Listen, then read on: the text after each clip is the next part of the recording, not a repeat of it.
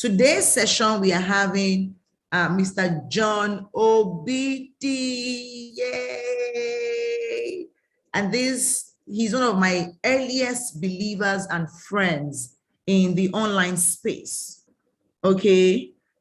He was instrumental to a lot of my growth, my journey as as a colleague in the industry, and it's such a joy. I'm so happy that he has remained consistent at what he does, right? And he just remains a beacon of light, beacon of most of you call him, most of you call him that J.O., right? They call him that the J.O. because of his depth of wisdom, right? So yesterday I informed you that we are launching the Transformers Mentoring Bootcamp, right? And some of you showed interest in the launch pad, the 6-month coaching, okay? 6-month mentoring program.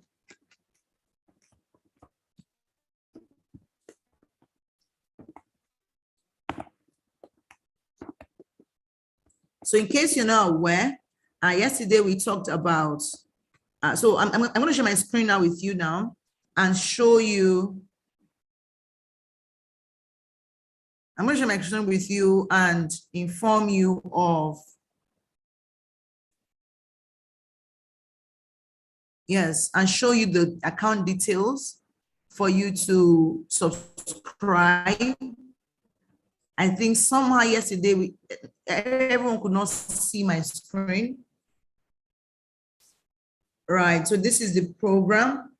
I would also email it to you, email the links and so on and so forth to you for you to learn more about the program, okay, to learn more. So you can do the gold access where you get a couple of things for 20K per semester. So a semester is 2 months.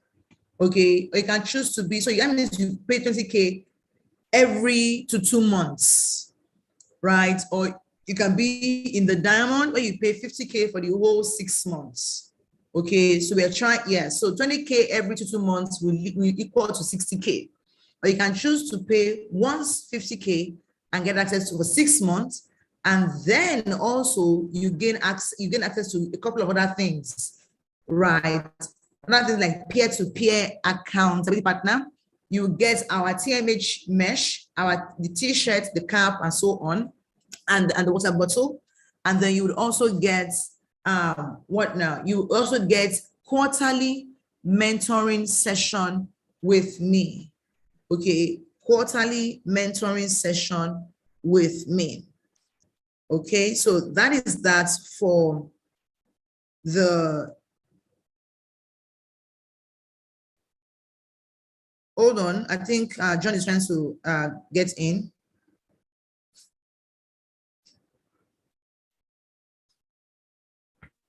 Okay, so I hope this is clear to everyone. Let me see if the chats, if it's clear on your screen, or if you're still having issues with the video. I hope not. How many of you can see my screen clearly?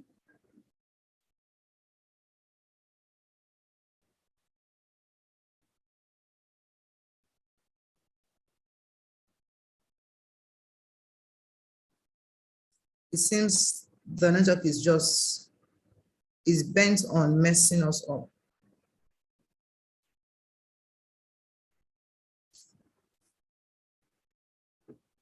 And I thought I was getting a better network, but it seems it's to be worse than the first one. Okay. Let me try another angle to this. Let me see if this works. Okay, so this is working now. Awesome. So let me see. It is clear. It's very clear. It's very clear. So how many of you are coming on to the launch program? How many of you are coming? How many of you are coming? Let me see your comments. If your comment percent discount tonight, 50% discount tonight. Yes. So that means you pay half.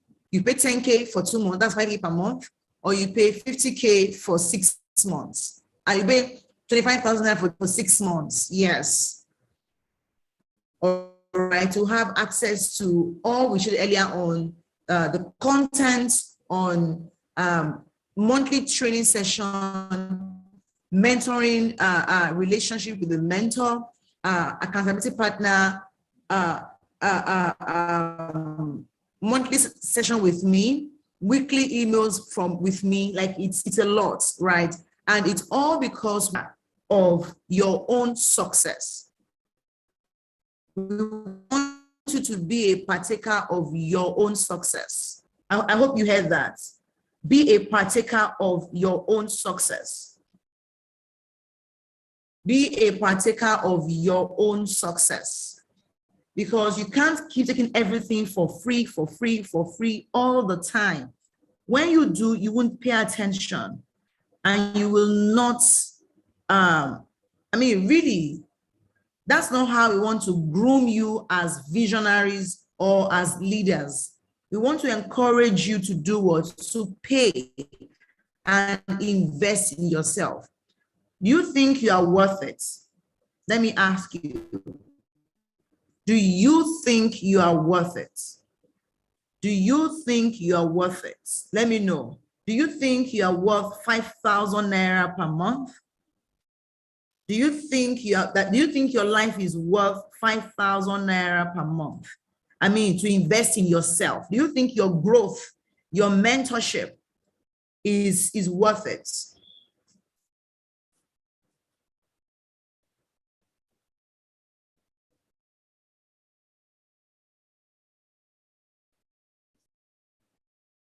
Let me know if you think you're worth it. I'm going to see your comments now. So everybody's quiet. Wow. So you don't think you're worth it? My goodness. My goodness. What do we do to get a discount? Nothing.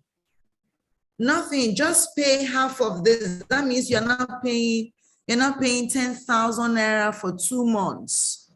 Okay, so let me show you what. Nothing. It's been paid for, right? So we have a mentor who said the first 10 of you, so let me just say 50% discount to the first 10 students. Or let me just say mentees, right? That's all. So you pay 10,000 or you pay 25,000. That's all. Nothing. He already paid. You already said, Temi, don't worry, I will handle this. I will handle this for, anybody wants to invest. In fact, he said anybody, but I'm keeping it to just 10, the first 10, to reach that you're serious with yourself, right? Just 10K for the 6.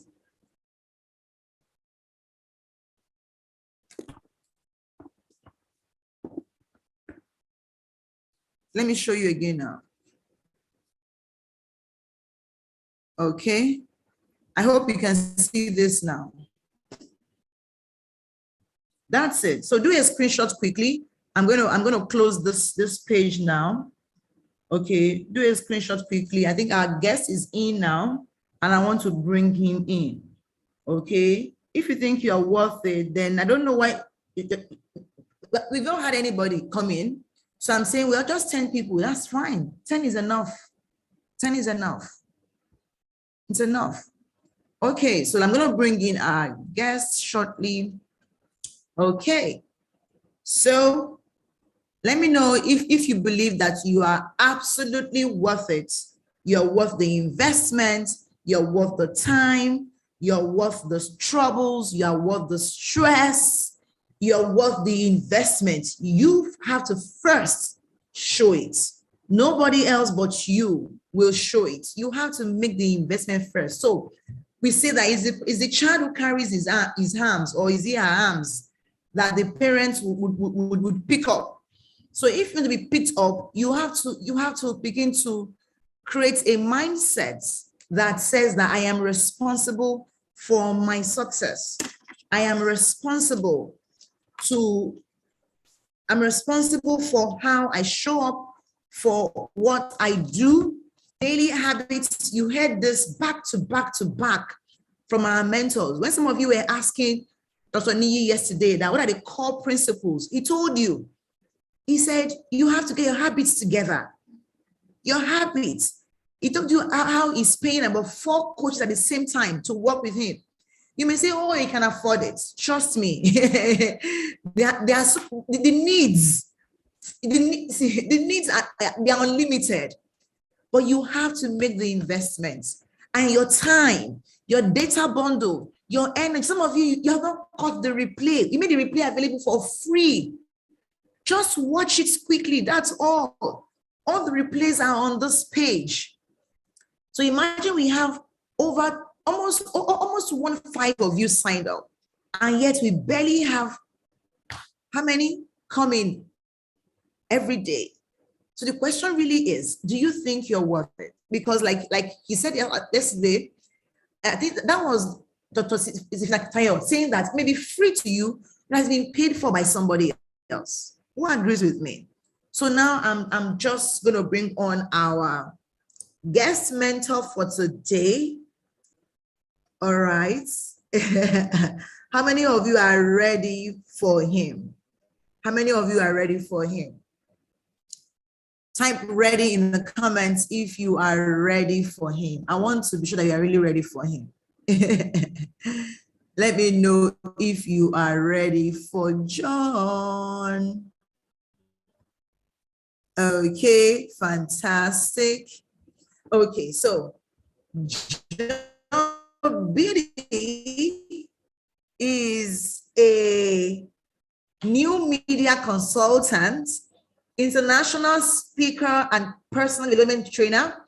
He's a phenomenal resource person, bringing practical intelligence and transferable solutions to both the workplace and marketplace as a whole, right?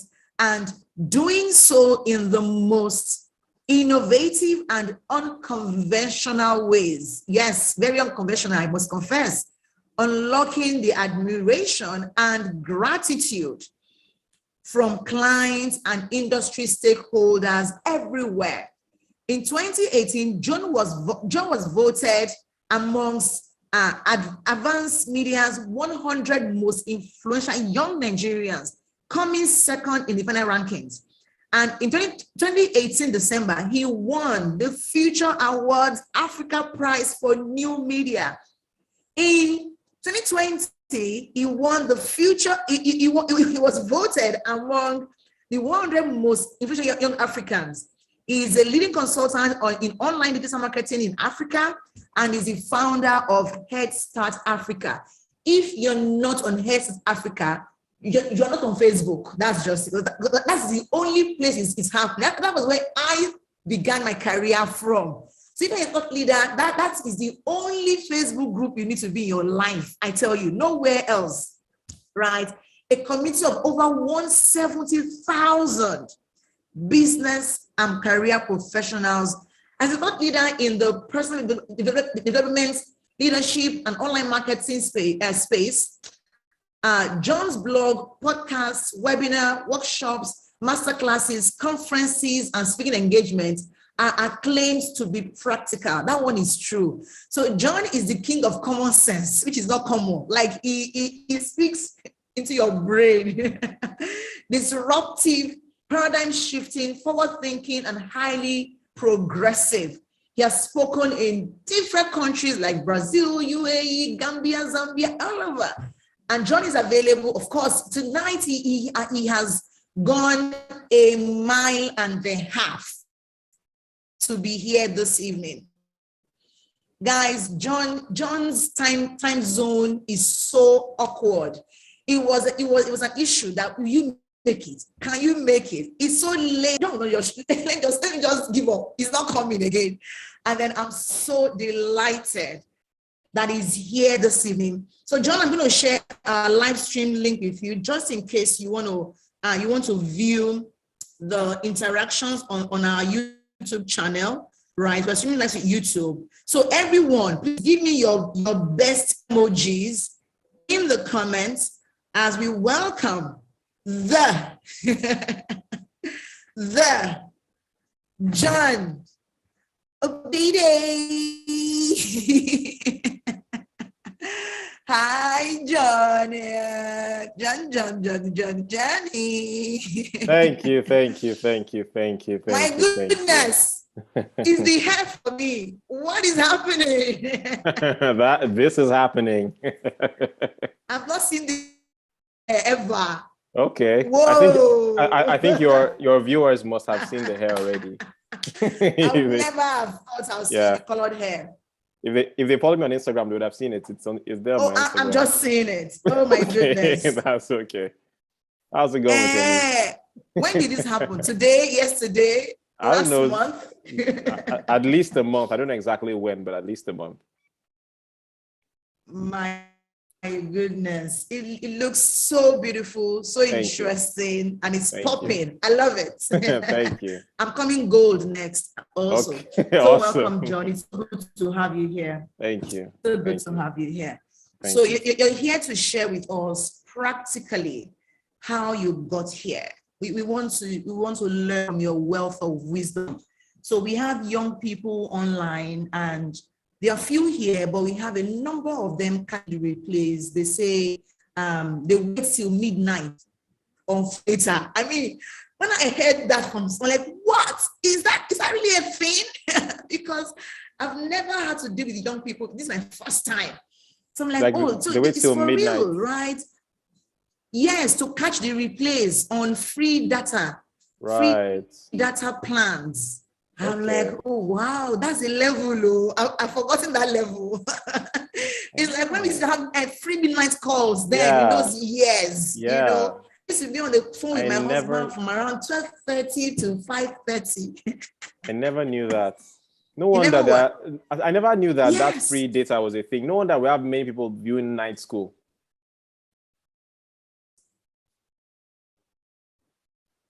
Did you hear me? Yes, midnight school. Yeah. It gets the high number at that midnight hour. I never knew why. That maybe it's because they were using free data. I never knew that was the thing. It's annoying too. You know, it's just not making sense. I didn't know. I'm telling you.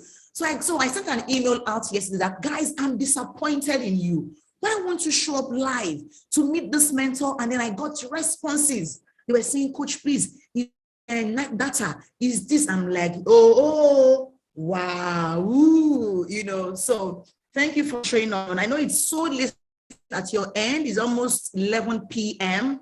Thank you for honoring us, for showing up fresh, despite the lateness of the time. So please, without much ado, I wanted to just please go ahead and share your heart with our audience. God bless you. Okay, thank you. All right, guys. Thank you very much for having me. Temi, thank you so much for having me on this platform. It's always my pleasure to share my knowledge. I'm just looking at my phone to be sure that, okay, it's fine. Always a pleasure to share my knowledge with the house. Thank you guys for being here. Today I've been invited to speak on my journey to purpose. But first of all, I want to really honor Temi. Temi has really come a long way, and I want to really honor her and thank her for the fantastic work she's doing in grooming younger people on the journey of purpose. I think that it's a very essential part of our ecosystem. It's something that the government is not going to do. And so if they don't do it, who else is going to do it? And so when you see individuals who don't owe you anything, just decide on your own to set up some sort of system for mentoring or for passing the baton or teaching younger people or new people, I think that you guys really need to give them their flowers. You need to show a lot of respect, appreciation, and gratitude. And you see, I always say this, that a poor man's way of showing gratitude is thank you. All right? I'm going to say poor many times here. And when I say poor, I don't mean money in your pocket. Poverty is a mindset. It often manifests as brokenness, pocket brokenness. But it first of all starts here. Poverty is a way of thinking. It's a way of doing things. It's a way that you've been conditioned to behave. Wealth is also a mindset. It's a way of doing things. It's a way of thinking. It's a way of seeing the world. And it often manifests in having money, actual money to spend. If you see somebody who acts wealthy, who behaves like wealthy people do with the mindset of abundance, and they are physically broke, just give them time. It's only a matter of time for their pockets to catch up with their mind, okay? So let me go back to what I was saying. A poor man's expression of gratitude is thank you, ma. I'm grateful, ma. I don't blame you because your parents probably taught you that same poverty mentality of expressing gratitude. That is not how wealthy people express gratitude. There has to be substance behind it. Don't say thank you, ma, when I blow, when I hammer. No, that's a poor man's way of thinking, and I will not tolerate it. That thing stinks. All right. If you didn't learn it anywhere before, learn it here. But that's a poor man's way of showing gratitude. Words. Why? Because it's free. It's cheap. It's cheap to say thank you, and you know it. That's why you are giving it so voluminously. But you have to make your appreciation. Say thank you, but get something out of you. Say thank you, ma. Take. This is my gratitude. A lot of you here are Bible people, so I can go to the Bible and show you. You don't use your mouth to say to give gratitude. If you look at the book of Esther, right, and this is how kings behave. And if anybody watches me on night school or watches my broadcasts, I don't talk to slaves. I don't talk to servants. I don't talk to market women. I talk to kings. So if you're not a king, you'll be offended by me, and that is normal. Slaves will naturally be offended. You will call confidence arrogance because you don't even understand English. It's okay. All right. So I'm here to talk to kings and queens. All right. If you're a king and queen in your mind, you'll be like, thank you, thank you, thank you. I get you, I get you. If you are a slave, you'll be like, hey, waiting is on the talk. It's correct. See, King Solomon said, wisdom is too high for a fool. Let him not open his mouth in public. All right. So if it is too high for you, it's okay. We don't need to quarrel. Just be going. Okay. I'm here for the kings. I'm here for the queens. Anyway, back to the book of Esther. In the book of Esther, the Bible says that the king, I think it was Ahasuerus, I can't remember the way his name is pronounced, but he was having a sleepless night. He couldn't sleep. And it said that he called his servants to read the history books to him so that he could pass time and maybe fall asleep. And while they were reading the history books to him, they read from the history books that someone saved his life, Mordecai, that Mordecai uncovered a plot to kill the king. And when they uncovered the plots, the people who tried to kill the king were executed, but the king's life was saved. But the king never knew about this. And the king asked the question, what was done for the man who uncovered this thing? That is how kings think. Kings like to be balanced. They never like to owe. Kings don't owe. They never like someone to do them a favor and they've not repaid it back. No. So he said, what was done for him? And the people said, nothing. He said, what? Nothing? He went to go and call his right-hand man. What's his name? Haman. He called Haman. Haman, what should I do for somebody who did like this, did like this, did like this? Haman thought he was the one. He started giving portfolio, started creating his own remuneration, his own salary. Give him this, give him that, give him this. Said, very good. All these things you just mentioned now, go and do it for Mordecai. Okay? But let me not digress with the story. That is how kings show gratitude. You don't just say, oh, thank you very much. You saved my life. God bless you. That's a poor man's way. A rich man thinks you did me this favor. It means that it cost you something. Something came out of you.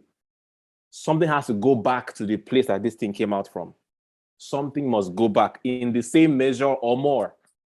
That is how you think. All right. So when I say you should appreciate Temi Ajibewa, you should appreciate her for this. Don't revert to typing in the comments, thank you, ma, thank you, ma. I don't want to see that.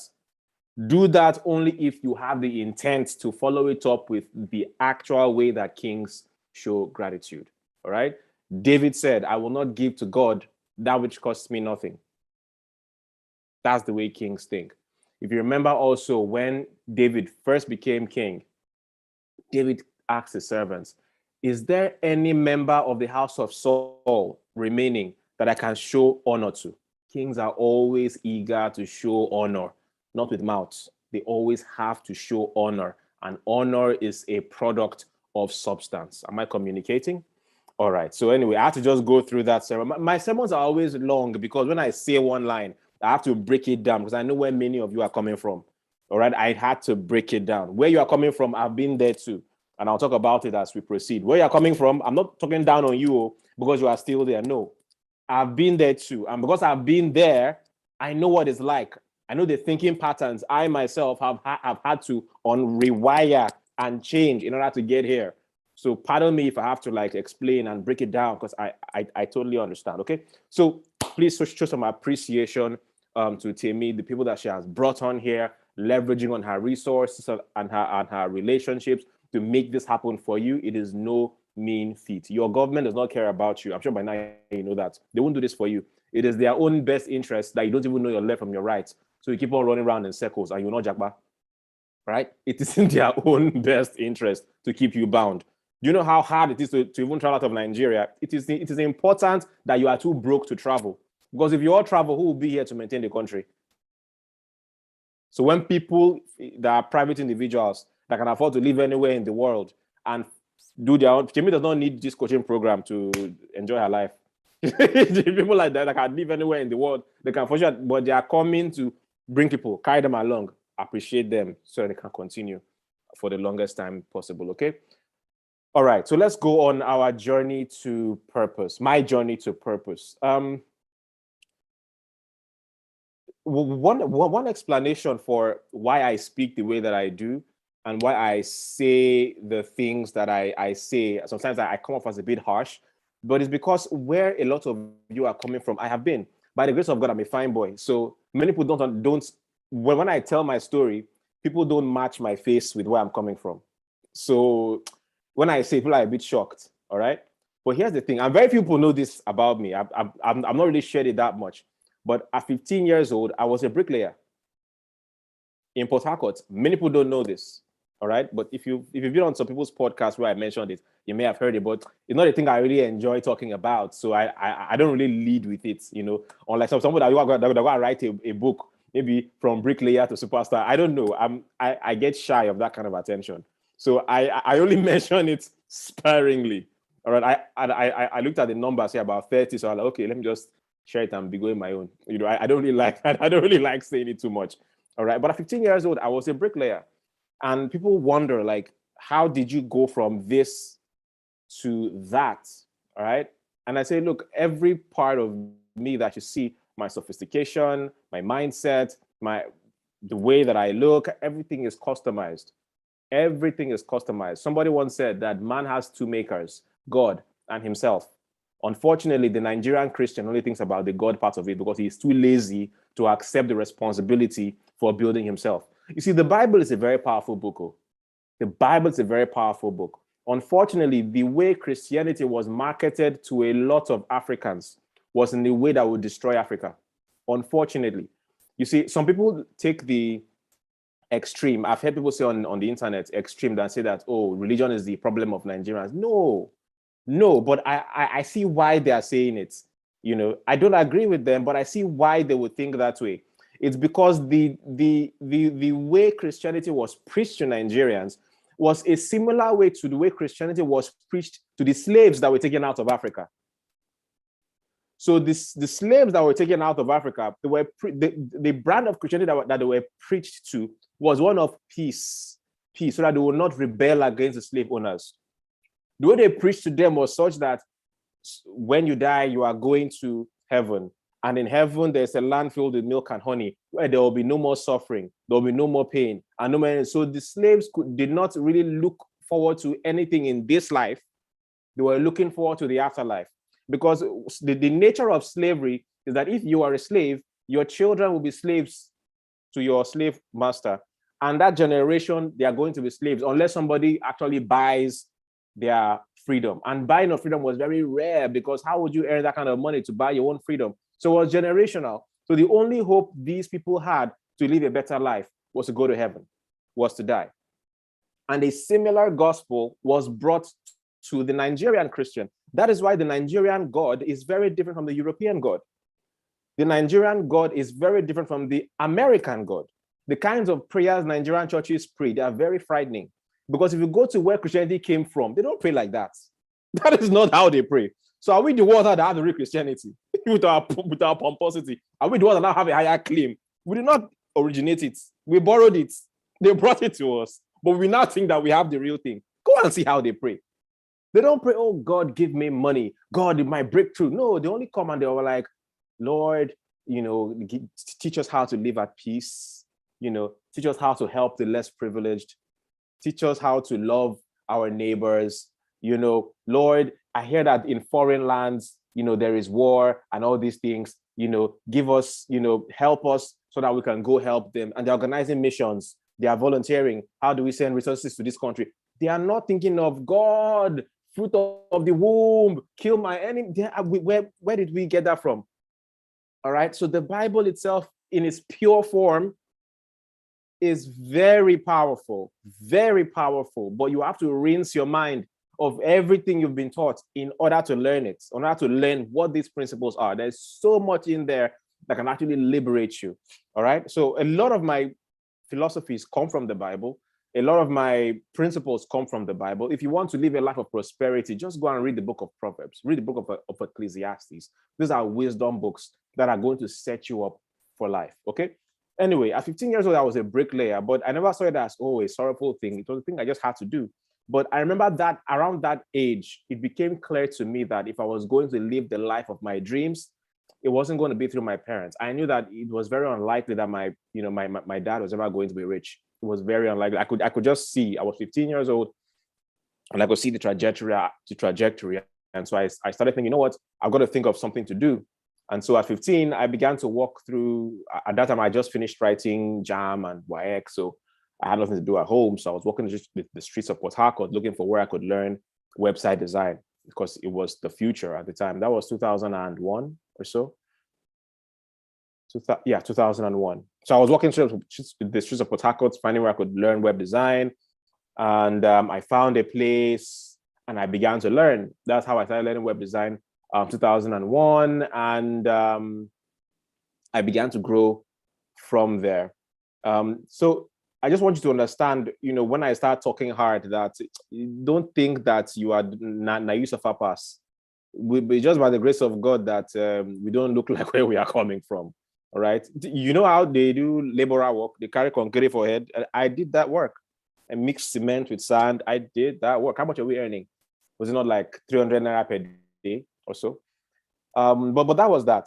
Anyway, the title of my message today, if I'm going to title it, even though there's no real title, but if I'm going to title it, I'll call it Your Fight is Different. Your fight is different. All right. Your fight is different. You see, guys, there's something I call first generation royalty and second generation royalty. All right. Let me explain these things. Okay. And I'll tie it into the topic. Your fight is different. There's first generation royalty and there's second generation royalty. Now, let me start with second generation royalty because everyone is most familiar with that. Second generation royalty means that your father was the king, or your father is currently the king. And so you were born into the kingdom, you were born a prince. You were born into, people were serving you, teaching you, protecting you and all of that. And you grew up in abundance and you always knew that when the king dies, he hands over to you, the prince, and you become king. So you never really had to fight for anything. All right, that is second generation royalty. They have their own struggles, but they never really had to fight any battles. They just walked into the throne. First generation royalty, however, there are people that were born into poverty mostly. Their papa no get, their mama no get. They were nobody. And so for them to become kings, they had to do something radically different. They had to earn it through their bravery, through their industriousness, through their hard work. All right. A good example of first generation royalty is David in the Bible. All right. Now, if you look at the story of David, David was the least of his brethren. David was the most despised of his brothers. Some Bible scholars theorize, and please hear what I'm saying very carefully, because I know many Nigerians don't understand English. You want to say, John Obidi said that, listen to it very carefully. I said some Bible scholars theorize that perhaps David was an illegitimate child. All right? So don't go and say, John Obidi said that David, I did not, take it in context. Some Bible scholars theorize that perhaps David was an illegitimate child because of the manner of treatment he received. So God told Prophet Samuel, go to the house of Jesse, anoint one of his sons to be king, for I have chosen him. And he got there and he told Jesse, this is what God told me, bring all your sons out, one of them is going to be king. And Jesse brings out all the sons. Then he bring out David. And Jesse went through all the sons, and God said, no, not these are not the king is not here. And Jesse had to ask Saul, is there any, or don't you have any other sons? And then Jesse was now like, there is one like that. I want it, but why was David an afterthought? Was he a houseboy? No being Bonham. What was it about David? But eventually, the sense for David, and David came and was anointed king. He went back to do what he was doing. Now, the David and Goliath story, we all know, the sons went off to fight the battles. David was sent on an errand to send food to the army. And when he got there, he heard Goliath talking and he asked somebody, what's happening here? And the brothers came and started saying, what are you doing here? You troublemaker. That's how they just started harassing him. His own brothers that were supposed to be protecting him were harassing him. All right. So David went through so much before he could become king. His whole journey to becoming king was filled with tribulations, because that is the nature of first generation royalty. You have to fight because you weren't born into it. And he finally became king. And of course, his son Solomon, second generation, was soft. He didn't fight any this thing. He was a philosopher who was going to write many, many wisdom books. And it's okay. He didn't fight. He was marrying wives up and down, having concubines and wives and all of that. He didn't have to fight. But that's his own journey. But many of you here, you are David in the story because you were born into poverty. You were born into the lower middle class. Now, only you know how many meat they your pot right now. Some of you are using your last data to watch this thing. So don't pretend like you are like you are something you're not. You have no business going to fraternize with everybody else on Instagram and be as foolish as they are. You have no business there. King Solomon said what? King Solomon David, blessed is he who does not sit in the seat of scoffers, does not walk in the way of the scornful. Okay? King Solomon said, he that walks with the wise shall be as wise, but he that walks with foolish people shall be destroyed. All right? Your fight is different. A lot of you are first generation reality. Your parents, we've never heard of their names before. For some of you, the only chance of your last name becoming something relevant is through you, not through your parents again. Their time has passed, unfortunately so. It's only through you. Therefore, you have to be 10 times as wise. You've got to be as wise as serpents, as Jesus said, but as innocent as doves. Wise as serpents. You've got to be 10 times as wise. You are not just the poor of the poor, but you were born in the poverty capital of the world, Nigeria. A country where you know for a fact that your government does not have your back. The United States is a country, is one of the few countries in the world where their citizens pay tax, even if they don't live there. Sure, you guys know. It's one of the only countries in the world where the citizens, you must pay tax even if you don't live in the US. Why? Because they got your back. No matter where you are in the world, a US citizen, anything happens to you, the whole US army will come for just one person. If anybody should touch you, that whole village is going down. Don't try, right? Well, you were born into Nigeria, let me not say unfortunately, because good things come out of it anyway. I was born in Nigeria, but I'm just giving the reality. You were born into Nigeria, where if they're harassing you in another country, your government will be like, please now, take it easy. That's what your government will say. They ain't got your back, all right? And so when you understand the circumstances of your birth, I mean, so some of you, ask your mothers how they gave birth to you now. She almost died. Ask. For some of yourself, maybe your mother passed away during childbirth. How can you be foolish? Do you know how much destiny your DNA is carrying? Do you know? Or some of you, your parents are alive, but they suffered to put you through school. You call the Zuzu for social media. Did they bewitch you? Is it normal eye? Small thing is trending on Twitter, you follow. Hey, my opinion is that. Who asked your dirty opinion, you broke ass? You've not done anything with your life. Time is passing. Like play, you should be 50 years old. Like play, you be 50. You've not done anything. You are following those foolish people on Twitter. You know what I really believe, guys. You know what I really believe. Some of you left your parents' house too early. Some of you left your parents' house too early. Because while you're in your parents' house, you're like, my parents are too strict. I have to do this I have to wake up by this time. I have to sleep by this time. I can't go out. I can't be free. Okay, now you have your freedom. Say you're running your life. Now, I understand, though, things are hard. I totally get it. There's a case for that. But despite the hardship, are you doing the best that you can? How do you manage your time? How do you manage your attention? How do you manage your circle? Who will I find you hanging around? What kind of information do you feed your mind with? Were you born into this world to be typing God when on Instagram? Is that why you were born? Is your destiny to be congratulating me on Instagram? Is that your destiny? I want to congratulate you too. Me too, I want to celebrate you when that fantastic thing that you are dreaming of happens. Let me repost you to my story and be like, whoa, yes. For some of you have relegated yourselves. All you want to do is congratulating your MCMs and WCWs. Wow, it looks so good on you.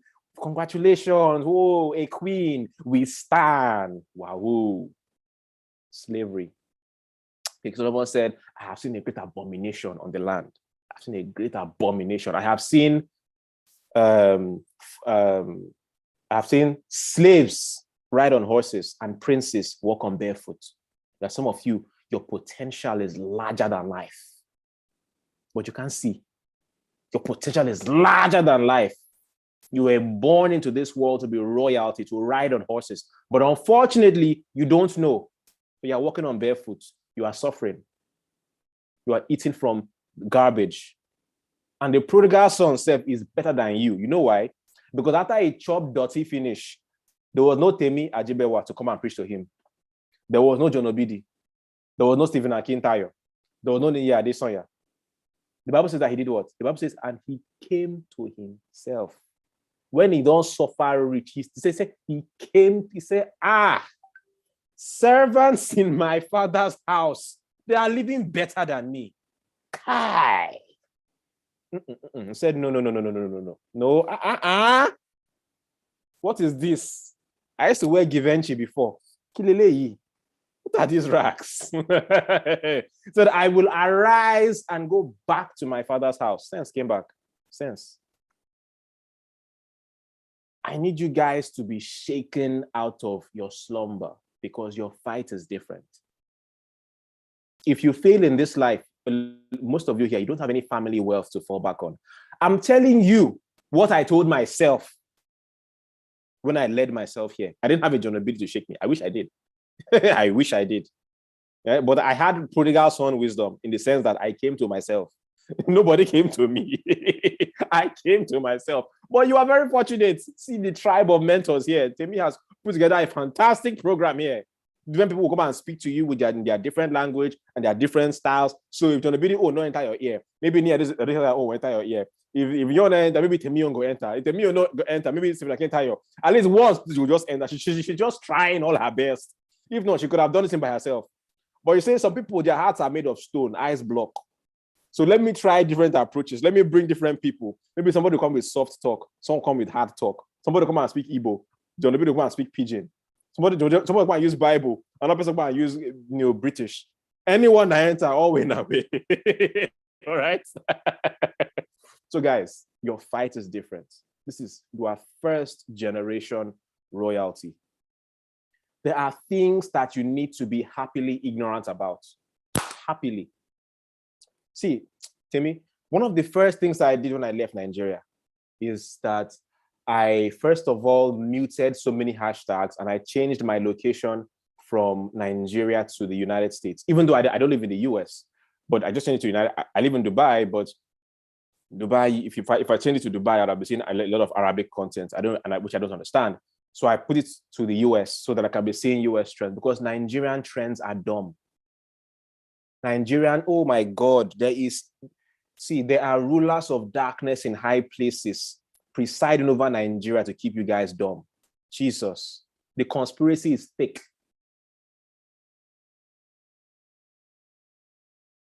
Everything you are being fed, everything.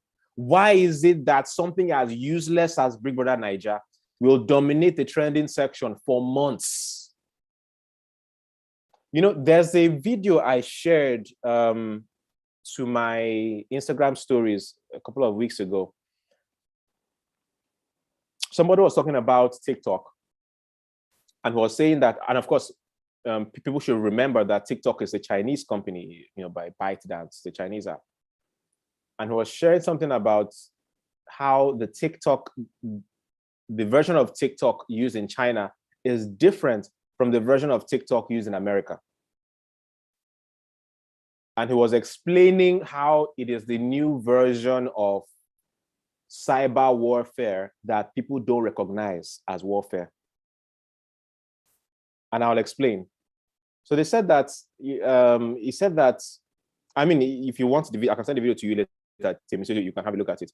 He said that if you are a foreign country, such as China, and you want to destroy a foreign nation, and you own an app that is viral, such as TikTok. TikTok, for the first time ever, beat Google in traffic, a whole Google, beat Facebook, number 1, 2 years in a row.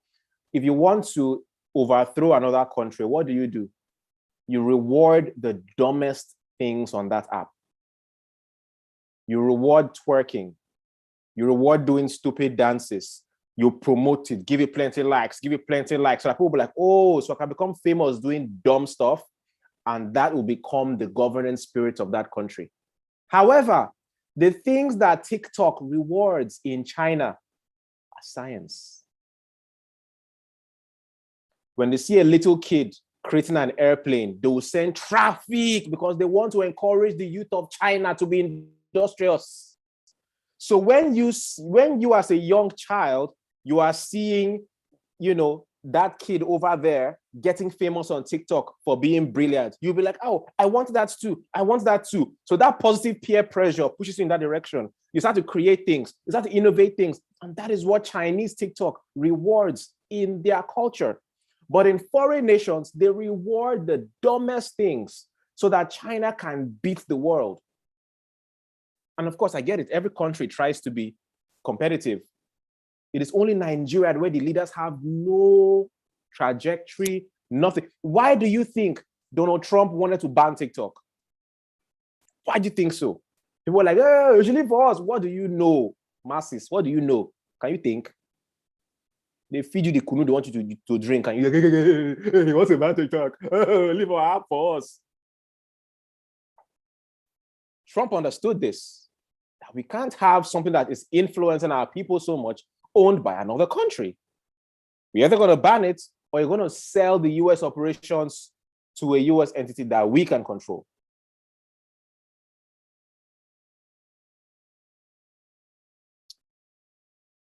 Possibly, but then what I see there is there's a Chinese agenda for their citizens. There's an American agenda for their citizens. There's even a Russian agenda for their citizens. What is the Nigerian agenda? Nigerian youth are just being pimped out. They're being pimped out to all these foreign powers. You have no direction. You're being pimped out. A new app comes. Hey, download. There's no ministry that sits down to regulate what is this going to do to the minds of our young people. Do we allow this in? Do we create a national equivalent? Do we moderate? No, nothing. Anything comes, we don't care. We don't ask where it comes from. Whether from China or from Russia, from America or from the UK, anything that's foreign. Hey, the new thing. Hey, zombies, all of you, zombie. Hey. And so that is why my message to you is as if you don't have anybody watching over you, because you don't. Because at least the Chinese have their government watching over them. The Russians have their government watching over them. The US to some degree, I guess. But your own government, when have they finished dealing with terrorism and all these things? No, everybody just they manage anyhow. All right. And so that is why on my YouTube channel, I released a 2-part series called Personal Sovereignty. All right. It's called Personal Sovereignty. What does sovereignty mean? Let me get the dictionary definition of sovereignty. Okay, just give me a second. I don't want to give you what I think it is, what it means.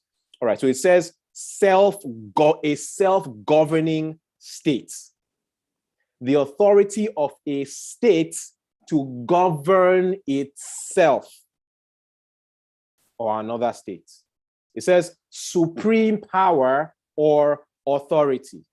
My question to you guys, are you sovereign? Are you self-governing? Don't shout yes. Do not shout yes very hastily. Do you know what it means to be a sovereign state? It means that you have ministries, you have departments, you have your Ministry of Information, you have your Ministry for Foreign Affairs, which is how you relate with other sovereign states. You have your economy, your personal economy. You have your Ministry for Finance. You have your Ministry of Health. You are a totally self-governing state. If you are able to be controlled by another state, it means you are not sovereign.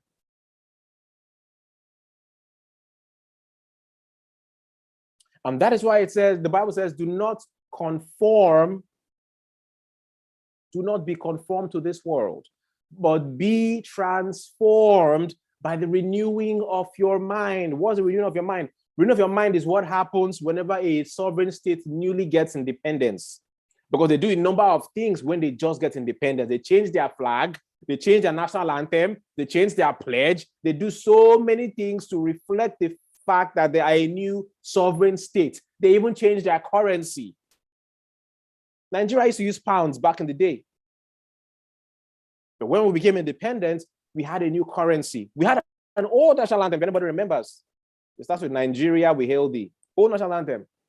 It changed to a new national anthem. We even sang the Queen's national anthem back in the day. All right, we had a different police uniform, but we changed so many things. We changed the way the military looks. We changed so many things to reflect the fact that you are now a sovereign state, a self-governing state. And what does every self-governing state do? What does every sovereign state do? They also have an armed forces because they know that they are going to be invaded if they are weak. What is your armed forces? Where is your armed forces? Where is your defense? You're open, gullible. Any information that comes in. You don't know information is a new bullet. Information is a new armor tank. You don't know. You think it's gone? No, it's information. That's why the Bible says what? Casting down every imagination. It's information. Let's look at where it says, hold on. The weapons of our warfare are not carnal. Let me show you something. No, I told you at the beginning that the Bible can be very powerful. If you can just rinse your brain off of African Christianity, you find so much power there. All right. Now it's 2 Corinthians 10:4. Let me show you. Let me show you the full context. 2 Corinthians 10:4. Apologies if you're not Christian. I'm sorry. All right, so I'm reading from the NIV, 2 Corinthians chapter 10. But I will start from verse 2. It says, I beg you that when I come, I may not have to be as bold as I expect to be towards some people who think that we live by the standards of this world. For though we live in the world, we do not wage war as the world does. The weapons we fight with are not the weapons of the world. On the contrary, they have divine power to demolish strongholds. Verse 5 is powerful. It says, we demolish arguments. We demolish arguments and every pretension that sets itself up against the knowledge of God. And we take captive every thought to make it obedient to Christ. See, when a foreign country wants to invade another country, they don't come through military warfare anymore. No, it's outdated. You get so many sanctions, like Russia is doing now against Ukraine. Russia is getting sanctioned all around. Nobody invades another country with physical force anymore. No.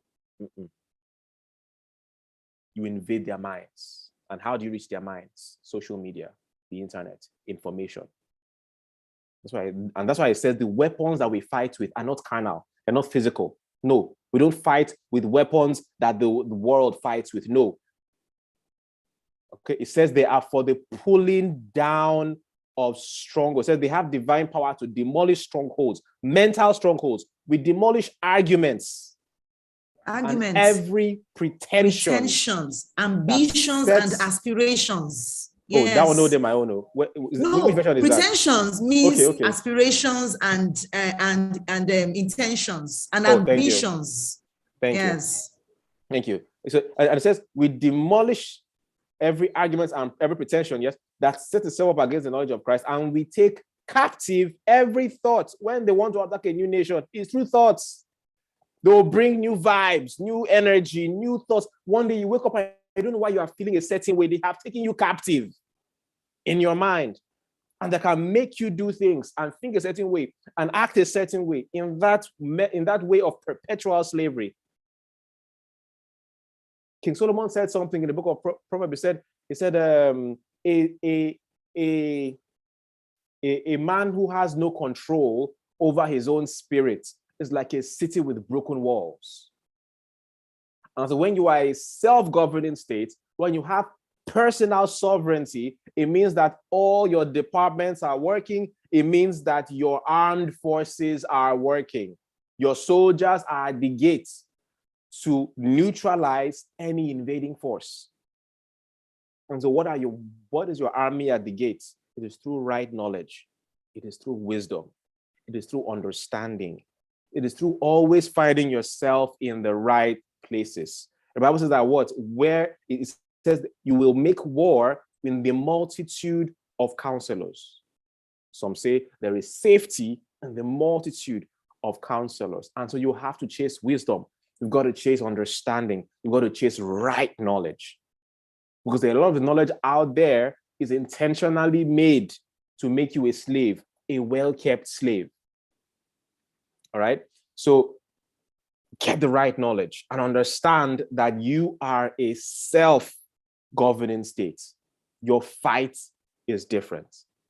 So at times I see some of you in some comment sections on Instagram, some of these gossip handles. What are you doing there?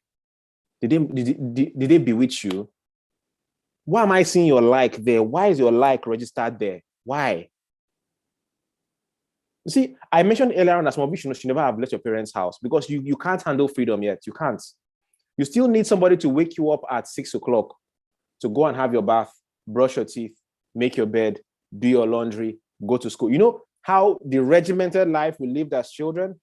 Wake up, it's time for school. Whether you feel like it or not, you are getting up, you are getting the shower, you are getting your breakfast, or however your family handled it that time. Maybe you have morning devotion first. I don't know, but you get it. But at a certain time, Junior, don't miss the school bus. You're hurrying off by 8. You are at the bus stop, or get in the car. Your parents take you. Regimented lifestyle every day. But unfortunately, you're like, oh, I'm sick of it. I want freedom. My friends are able to be free. Okay, now you are free. Look how you're living your lives. Small time, somebody has posted one thing. It has already colored your emotions. You don't change your face because you have no defenses in your spirit. You can be easily invaded by foreign thoughts. Something just colors you. Her ex said what? Some celebrity that you shouldn't care about. Her ex said what? Let me read it. Hey, I said men are scum. Men, This is what men are doing. Me, I can't take it to. I can't. You've started a 1-hour conversation because you are a captive. Your brain has been taken on exile. Somebody with just one tweet, they have led you astray like sheep to the slaughter. Got to take charge of your mind. Take charge of your mind. Unfollow those handles. You've got no business there. What concord has light with darkness? Are you that eager for friendship? Are you that eager for community that you take it wherever it's offered? I keep telling you, you know me, I will not miss my words. Like you'll be 50. And Nigerians are naturally very hopeful people. That's a good thing. But the Bible says, hope deferred maketh the soul weak. When every single year, oh, this year will be my year. Hopeful, continue. This year will be my year. This year, at a point, you just get tired. And that's the plan of the enemy. At a point, you just start feeling so defeated. I've been believing for years. When will it be my year? When will it be my year? I still have the most annoying clients. You know, I'm still living from hand to mouth. My passport, I've been renewing it for many years. I've never traveled anywhere. I can't even save enough to travel anywhere. You know, I know, and time is passing. Next thing you are married. Next thing you have kids. Then the bills start coming. Guys, you don't want that life. You don't want. See, I grew up. I saw my parents struggle. Food to eat was a big problem. Fasting was normal. Fasting, because there is no food. Let's just fast. That's where I grew up. But my own interpretation of what I saw was that, my parents, they paid the price of poverty for me. They paid the price. That's ended with them. I can't carry it on. Whatever it will take, I will figure it out. I didn't come here to make friends. I came here to make a difference. You may like me, good for you. If you don't like me, good for you. Though it's in your best interest to like me, because I'm a man of value. But if you don't like me, good for you. I'm here to make that difference. And I want you guys to take this mindset, take this fire, and that mindset of supreme excellence. So my man will get, my man will get. It's okay. It ends with them. I will not carry it on. I will do something radically different. See, the story of Jabez in the Bible is a cautionary tale. The guy knew where he was coming from. He said, in sorrow did my mother conceive me. She conceived me in sorrow. Most of you have forgotten the circumstances of your birth. I know one thing about African names is that African names are very powerful. African names are usually a whole sentence. It's never like, the way Oyibos name their kids with they all look at mountain and call somebody mountain or stone or river. We have very complex names in Africa because every name tells a story. Every name is a whole sentence. I'm sure if you break down Ajibewa, it means it must be a whole sentence. If you break down Obidi, my son name is a whole sentence. My middle name, Ikechukwu, is a whole sentence. Sometimes some mothers, some Nigerian mothers, before they name their child, they go through a lot of thoughts, and if you break it down, it relates to something that they are wishing for the child, or it's some of you have names that give you a clue as to where you're coming from, but you've forgotten. You have been bewitched by the people of this world. You've been bewitched by foreign powers, by foreign armies that have taken your mind captives as prisoners of war. You've forgotten so easily. Say they drink garri every day. Forgotten so easily how hard meat was to come by. You're not trying to move with the Joneses. Where's the party happening? Taking photographs on Instagram. Hey, but you know that you are broke and your life is not moving forward. All I'm asking for you to do is to be honest to yourself. Not to me. Don't tell me anything. I'm not asking for anything. But when you are with yourself in your privacy, be that the prodigal son. The Bible said that he did what? He came to himself. Come to yourself. Just think. Reason. Nobody has to sit you down. Nobody has. Just reason. I they mess up, man. The world is so soft these days. So people are pushing to you all this toxic positivity. Toxic positivity. They'll tell you, now everything is okay. It's okay if you ... That post will trend because everybody wants to feel good. It's okay if you feel bad sometimes. It's okay if you drop the ball sometimes. It's okay if you are forgetful sometimes. It's okay if you didn't meet your financial goals. It's not okay. You are dying. This country will murder you. What are you talking about? It's okay if you didn't make as much money as you thought you would. It's okay if you It's okay. Are you possessed? If that happens to your parents today or you go and do GoFundMe.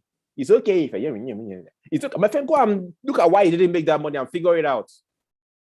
Do you need to get a coach? Fix that thing. Fix it. My God, John, hold on, please. Let us drink water on that one. Please wait. Drink because I think we are all on that table. That's what I see now is tell your truth. Where people now have versions of truths. They say, my truth is that this what is your truth? I said toxic positivity. That one it needs unpacking, John. Gosh. Wow. Yeah, it's just it's just and when you look at it and you can see these things happening, then you know that there is real warfare going on. These things are not random. They're not random. Listen, Temi, let me tell you something I do, Temi.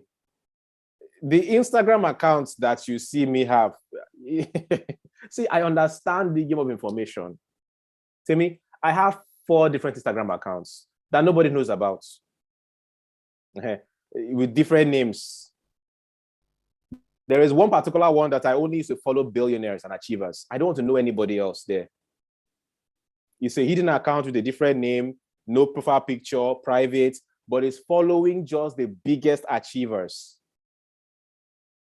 right? Richard Branson, Elon Musk. I only want to see my feed showing what billionaires are talking about because those are my guys, those are my colleagues.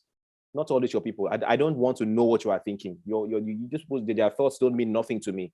What's my business with them? They are captives themselves. Your influencers are already captives themselves. What are you going to be? A follower of a captive. Jesus Christ said it now. If the blind lead the blind, they will both fall into a ditch. Who will they follow? A queen, we stand. Prisoners of war. I have a different Instagram account. I only follow about 70 people there of the world's highest top performers. And some are not really top performers, but they're maybe into the field of mindsets or something that I really need. So, but it's all, but when I enter Instagram, all I see are things that should enter my mind. I don't want to see anything else. They are the things that you are curated to grow you, not to sap your energy and then take, oh my goodness. Exactly. Sovereignty. That's defense system you have set up right there. But look now, Temi, look at any right-thinking country. Most of their budgets goes to the Ministry of Defense. Most of their budget goes to the defense, the armed forces. So how much is the US defense budget? The armed forces. What is going into your armed forces? Do you do affirmations? Do you buy meditations? To me, I buy superior meditations. There's some meditations that are superior. Some mantras, I buy them. Not the free one on YouTube. Not the free one on YouTube. Jesus. That was for civilians. Jesus.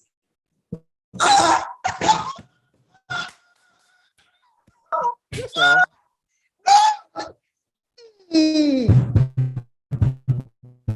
Yes, now. It's not. It a Bible now, Temi. It a Bible.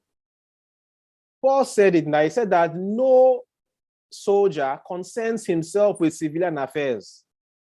What concern you with this? What concern you with them? They are them. Let them do their thing.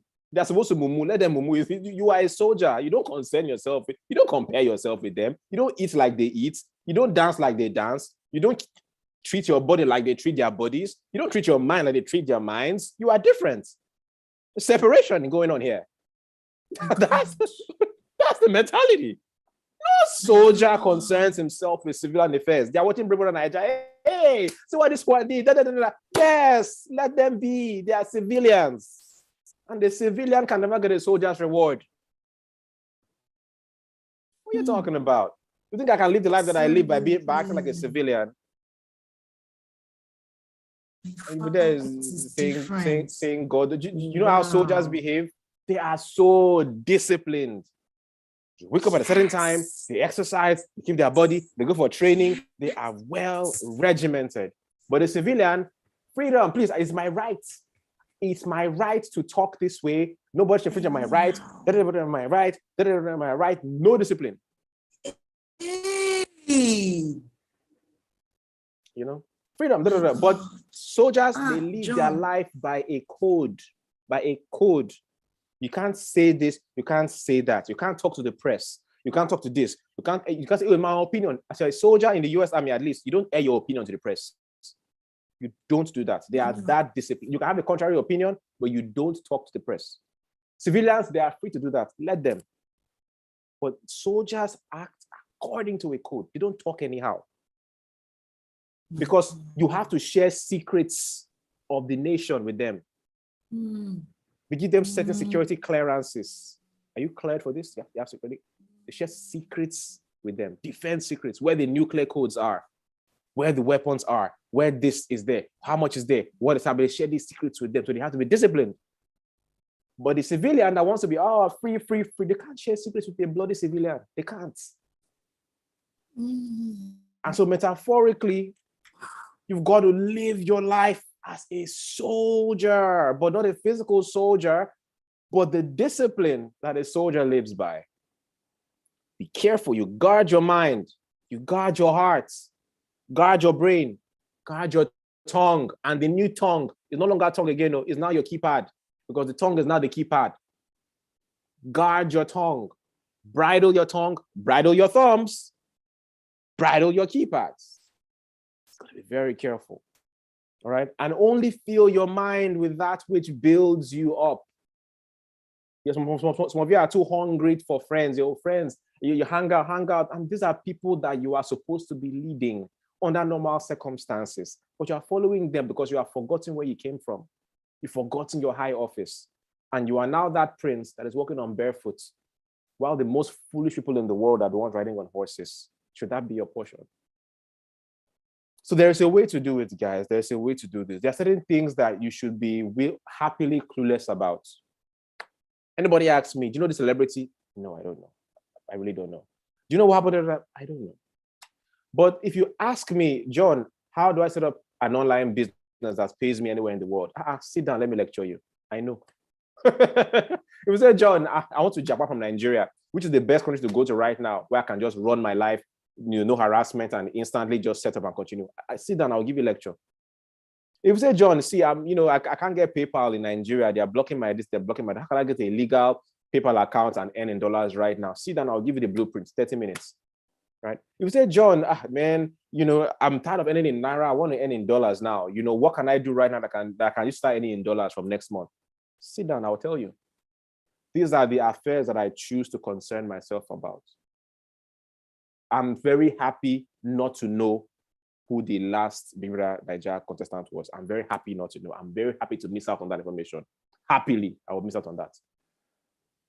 But the things that I was born to do, Jesus Christ said it now, my meat is to do the will of he that sent me and to finish it. What is your meat? What is your meat?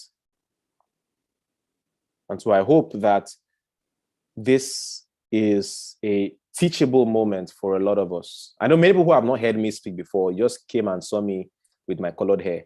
And so you are wondering what to expect from this session. I don't put fire for your mind. Okay? But that was the intention. That was the intention. And of course, I'm doing this with love, of course. But you see, we've lost that understanding of tough love.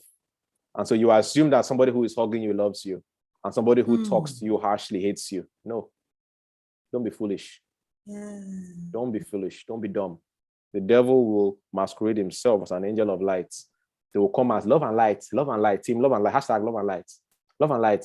Everything is okay. Yes, nothing is wrong. People are toxic. It's them that are toxic. No, that's all toxic. It's all toxic. Don't toxic. Please, let nobody's idea of success define you. You are you. Do your thing. Live your truth, girl. Live your truth. Yeah. They will hang you by that message. They will. hang you by that message. Sometimes My the God. message that saves your life is tough and it's hard to hear. Yes, but dig deeper. You'll find your salvation there. This thing, you have to be listening to it every single morning and discipline. See, a lot of times you will not have me here with you to be shouting at you. You don't have me, you don't have Temi. You need to have that personal sovereignty. Every morning you tell yourself why you were born, why you are here, what you will accept, what you will not accept. That is sovereignty, personal sovereignty. If you want to know more about personal sovereignty, I have a 2-part video series on my YouTube channel. It's free. Just search. Tell us where we can drink from your well over and over and over. Give us a link, please. Yeah, there's my Telegram. I'm sorry, there's my YouTube channel. Just search for John Obidi and then look for my YouTube channel. Then when you get there, subscribe, but go to videos and there's a number of videos there, but look for 2 videos. There's a teaching I did on personal sovereignty. There's part 1 and there's part 2. So part 1 was very hot actually, but part 2 is continuation. So watch part 1 and then watch part 2. Trust me, your life will not be the same again.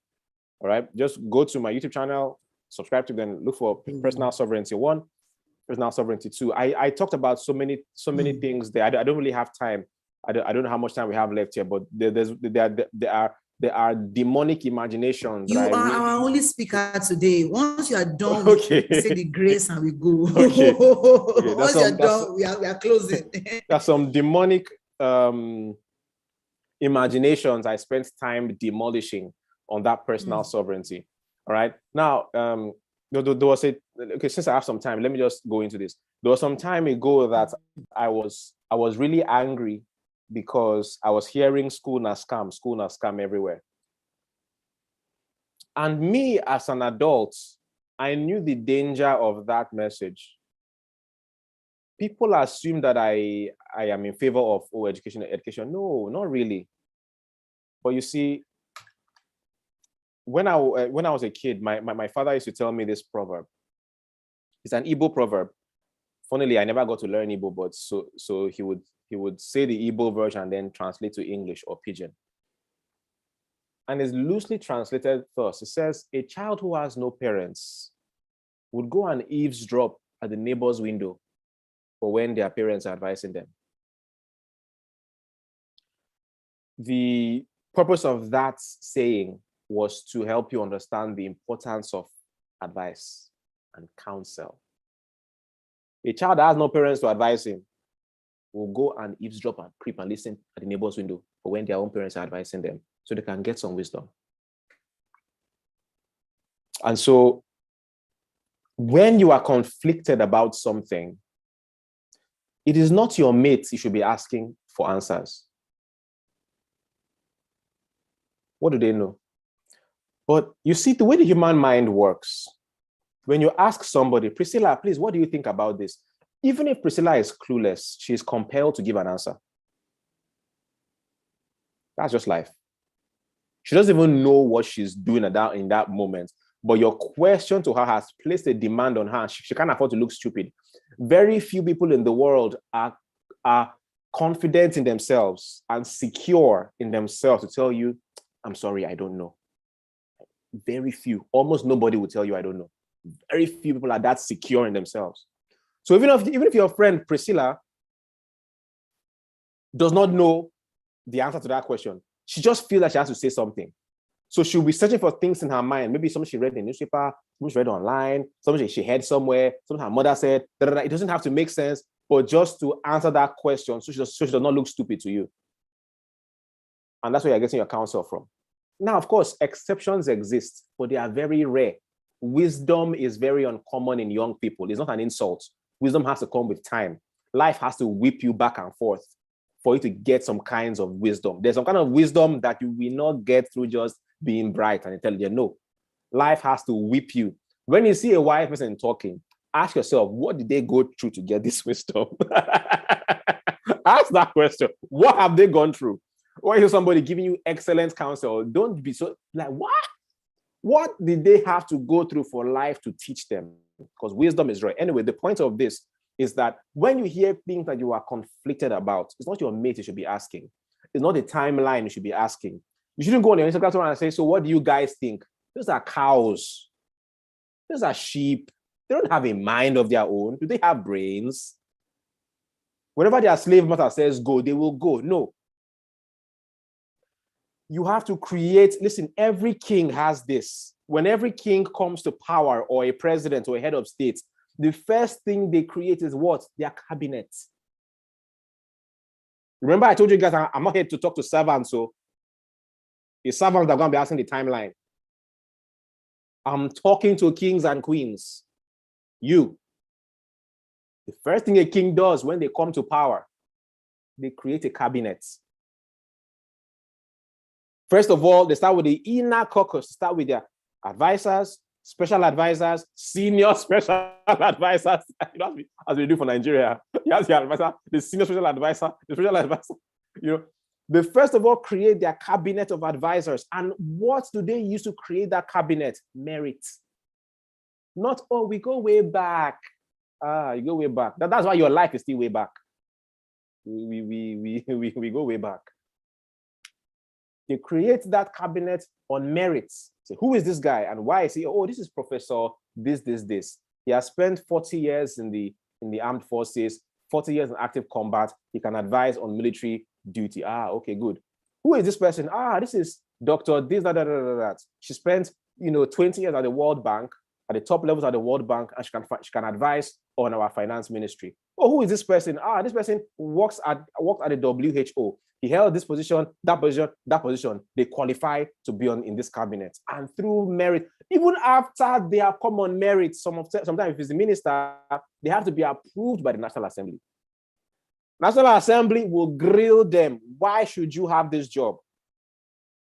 Sometimes, especially if it is not, I don't know if Nigeria does it, but if it is like America, they will send the CIA or the FBI to do a background check. Do they have ties to a foreign nation? They grill them rigorously. They can't have an enemy in the camp. They can't have a double agent. They can't have a spy. And also, they can't have somebody who is not competent. They go through multiple security checks. They go through mental evaluation. So many before they now are confirmed as ministers or as advisors. It is very rigorous. It is what kings do. So if you say you are a self-governing state, you are a self-sovereign nation or individual, who makes up your cabinet? And sometimes you have to pay people in your cabinet. They pay ministers now. They pay advisors. There may be some people in your cabinet that maybe you may not be able to pay, but if you put your foot forward, you act right, they'll feel okay talking to you and advice because they are busy. They have things they are doing. Okonjo-Iweala was not begging for appointment. She had a top job in the World Bank before they begged her to become finance minister in Nigeria. She served 3 administrations: Obasanjo, Yaradua, Goodluck Jonathan. Who does that? She was not begging for it. She had World Bank job. So I was sharing the whole school and scam thing, and young people don't understand. They don't understand how to get counsel. Once one celebrity that is wearing shiny belts says it, hey, your hunger, that poverty demon pushes you out of the driver's seat of your life and you become a passenger. It starts making your decisions. Those become your role models, your mentors, because of your poverty, food that you don't have. Your hunger is that spirit of Esau. What use is my birthright? I am hungry. And Esau despised his birthright. He can't cry when they didn't leave him. Say, my father, don't you even have one small blessing left for me? Don't you have? I'm sorry, I've given it all to your brother. What were you expecting? Hey, my father, he wept. Don't you have one? Don't you have one remaining? One remaining. But when you were saying such bold statements, what is my birthright? I beg you. You will make the same statements. When you say, oh, now we help, I beg. The same statements. Hey, you say, now university help. I beg you, maybe your words. Same rubbish. I'm not even here. Is the poverty demon I'm hearing. It's not even your voice I'm hearing. It's the poverty demon. I just know that poverty speaking is not you. When you're delivered, you will come to your senses. He said, you will come to yourself. So they were going through that, school has come, and people were just saying all kinds of things. And I went on an offensive. Because of my community, I guard that community very jealously. So what I saw was going out there, I was putting up my messaging on my Facebook community. I said, guys, don't you dare drop out. Oh. If you try it, your life is going to be very difficult. You will suffer in this life. They told you that Bill Gates dropped out and Mark Zuckerberg dropped out. As a matter of fact, the one that made me the most angry was when Jay-Z became a billionaire. Now, when he became a billionaire, somebody went to go on Twitter and that tweet began to try to say, Nigerians now, masses. He said, hey, Jay-Z did not go to school and he became a billionaire. I beg his school now scam. And people were eating that up. And I made that post and I said, Jay-Z is not your mate, first of all, not because he's extra hardworking, though he is, but just by being a United States citizen, you are not equal, first of all. When I made that statement, it was so hard to take, which shows you how, I'm looking for the right word, it shows you just how deep the captivity goes. You know how many Nigerians don't know the difference between a US passport and a Nigerian passport? You know how many Nigerians don't know? Because I said, look, a US passport is more powerful than your Nigerian master's degree. He was like, what do you mean? I said, you can't talk to me now. You are a slave. You don't talk to kings. Be talking among yourselves. We don't have any conversation. You don't know what I know. You haven't seen what I've seen. If you want to ask me a question, okay, sir, I have heard what you said, though. It seems really hard to understand. Please, what do you mean? Maybe I might help you. But many Nigerians do not know what a US passport means. They think that because they use their passport to open bank accounts in GT Bank, that's what they use passport for, is ID card. They don't know. Anyway, so I went to do a little bit of research, which many of these youth don't even do. Because the TikToks and the Instagrams have shortened people's attention span. People can't even research things anymore and spend time. And just by the way, you cannot get rich if you are not able to command your focus. The things that make us rich and blow us up are things that we would have to study for extended periods of time. Not that you read for 5 minutes, your mama will be preparing you. And let me go and do this. Let me hear music small. They fried your brains. Command your focus and be able to research things. 2 Timothy 2:15, it says what? Study to show thyself approved, a workman that needed not to be ashamed, rightly dividing the word of truth. Gotta study. The best prosperity gospel I know, Joshua 1:8. What does it say? It says, this book of the law shall not depart from where? Out of thy mouth. But that shall do what? Meditate. What does meditate mean? It means to contemplate something deeply for long periods of time, to contemplate an idea deeply for long periods of time. But thou shalt meditate on it. How many times? Day and night. Day and night. Day and night. After contemplating and meditating, what next? That thou mayest observe to do. You've got to do. According to some, no. All that are written therein. And afterward, what now happens? You now make your way prosperous and have good success. Which one be God when? When you can't read. But they have preached to you that there's one thing they call unmerited favor. Thief, onyoshi. God does not, how did they talk? God does not call the qualified. He qualifies the called. All the unqualified people will now shout, yeah! Unqualified people. God cannot do does not exist. Oh. So I mean, those things have their applications. But you remember, I said something at the beginning about the brand of Christianity that was given to Africans. It was given so that we could be more colonial, more easy to colonize. So subject. Not the one that will give you freedom. oh my God shall supply all my needs, and now hide the one that gives you responsibility. Oh, come on now. Why is it that the countries that prosper the most, they don't even want to acknowledge God? Because it's principle. Whether you are a pagan or if you do the principle, it will work. You've got to study. So research. So I was researching on Jay-Z's source of wealth, all right? And one of them is a company called Tidal. Some of you might know the company Tidal. It's a streaming company like Spotify and so on. And I researched and I heard that Tidal he didn't even create it. He bought the company from a company I'm not sure what the company was. I think it was in Sweden or so.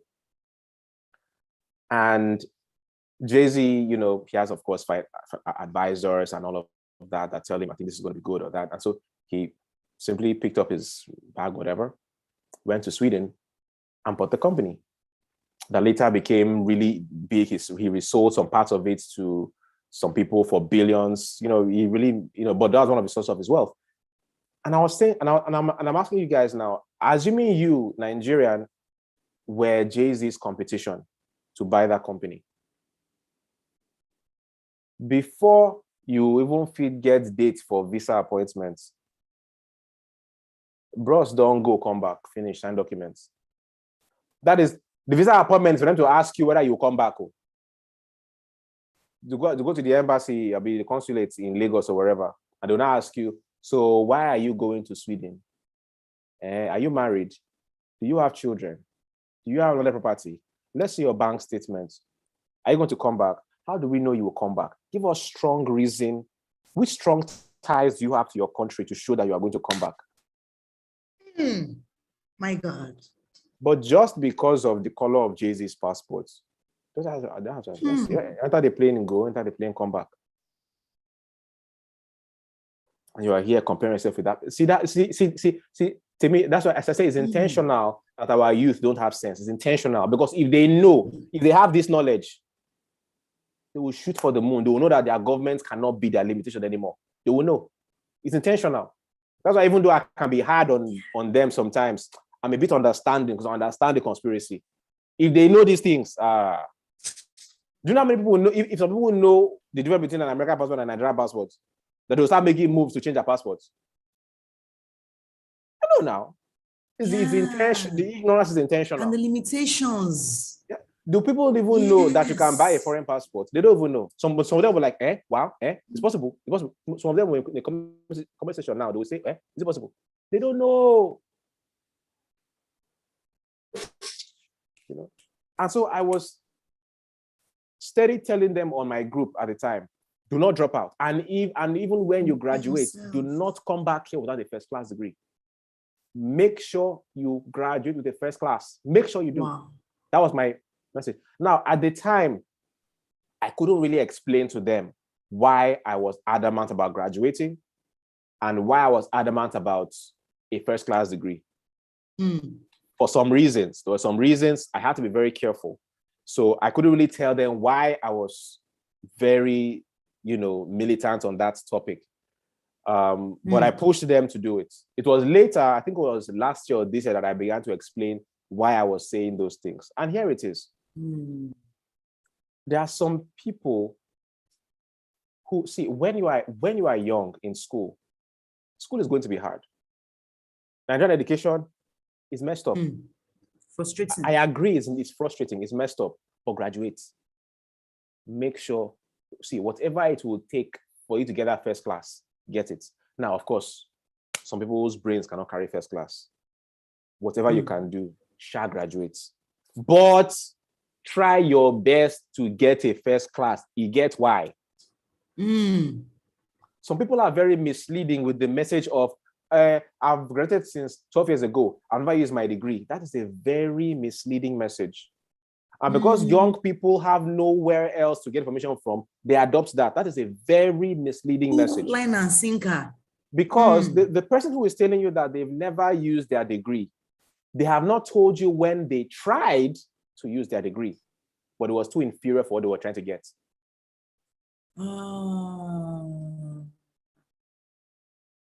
And they went back disappointed to take a private L.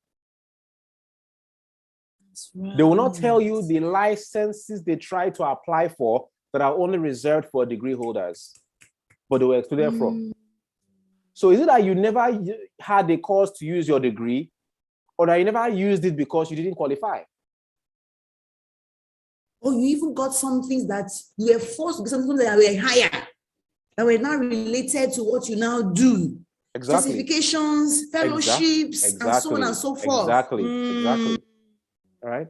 Now, it is only last year and this year that I began to open up about why I was saying, graduates, don't let these lying spirits, don't let these lying spirits lead you to your doom. My goodness. And I'll explain, because many of you right now, you don't know, you do not know, you are probably too young to know where your destiny is. You don't know, and that's okay. You want to live your life with options, so that when your destiny eventually becomes clear, you will not be excluded because you do not qualify for it. Some of you are selling courses online only for a time. It's just to pay the bills. Your destiny is a top position at the World Bank. Some of you, Morgan Stanley. Some of you, Morgan Chase. Some of you are going to be diplomats. Some of you are going to be peace and conflict resolution experts, negotiating between what's happening in Russia and Ukraine right now. Some of you have been called to the highest levels of relevance of world affairs, but you are about to sell your birthright to sell an online course. I sell online courses. I shouldn't be talking about it in this way, but I'm going to tell you the truth. Sold your birthright for a quick buck. I beg, I can drop out, I beg. Maybe I can sell an online course. Maybe I can do Facebook ad and just make money. Maybe I can, you were called to be a king if you could just finish and follow through. They don't give those positions to dropouts. They do not. And now, anytime something bad happens in Nigeria, Canada begins to trend on Nigerian Twitter. Is it your kind that Canada is looking for? Do you think Canada is looking for dropouts?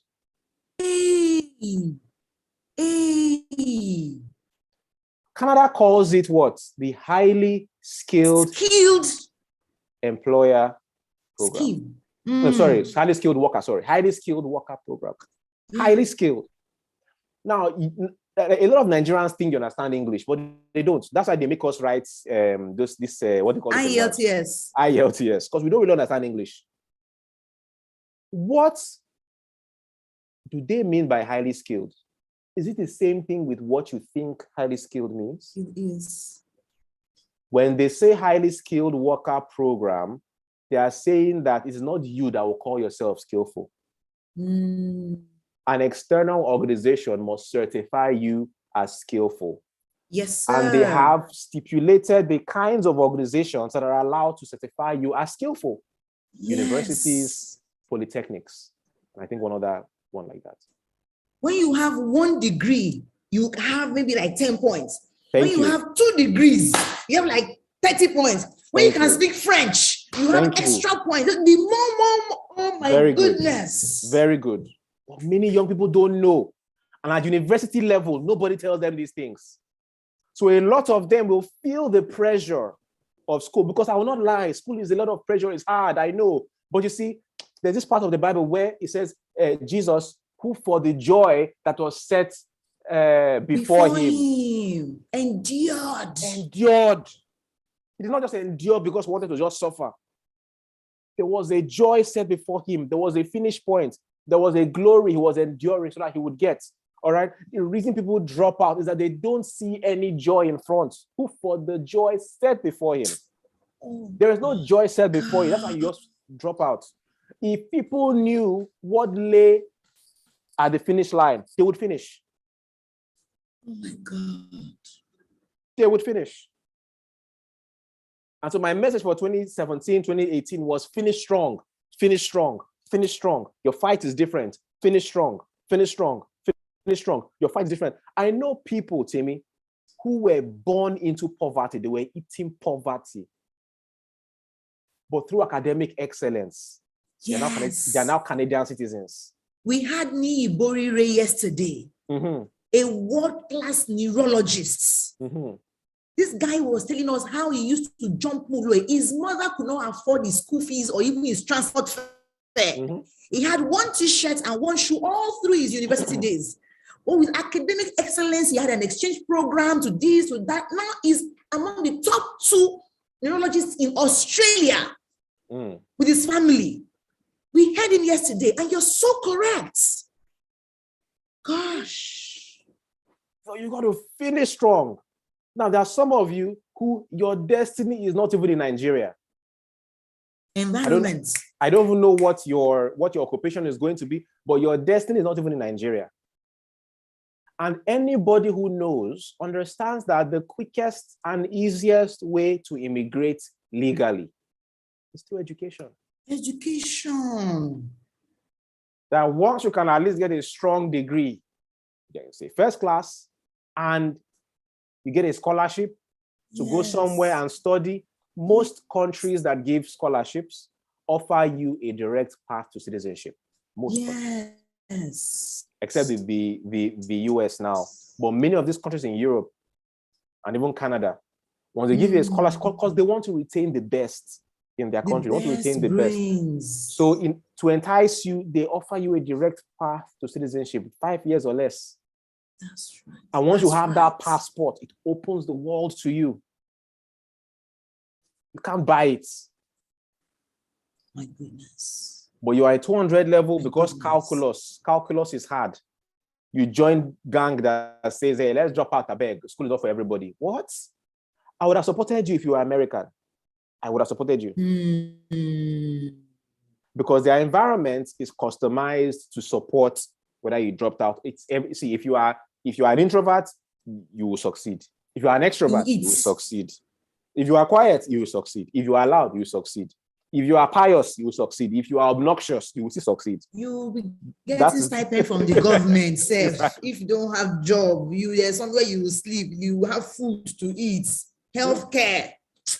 Now you were born into Nigeria and you are eating that doctrine. Oh, come on now.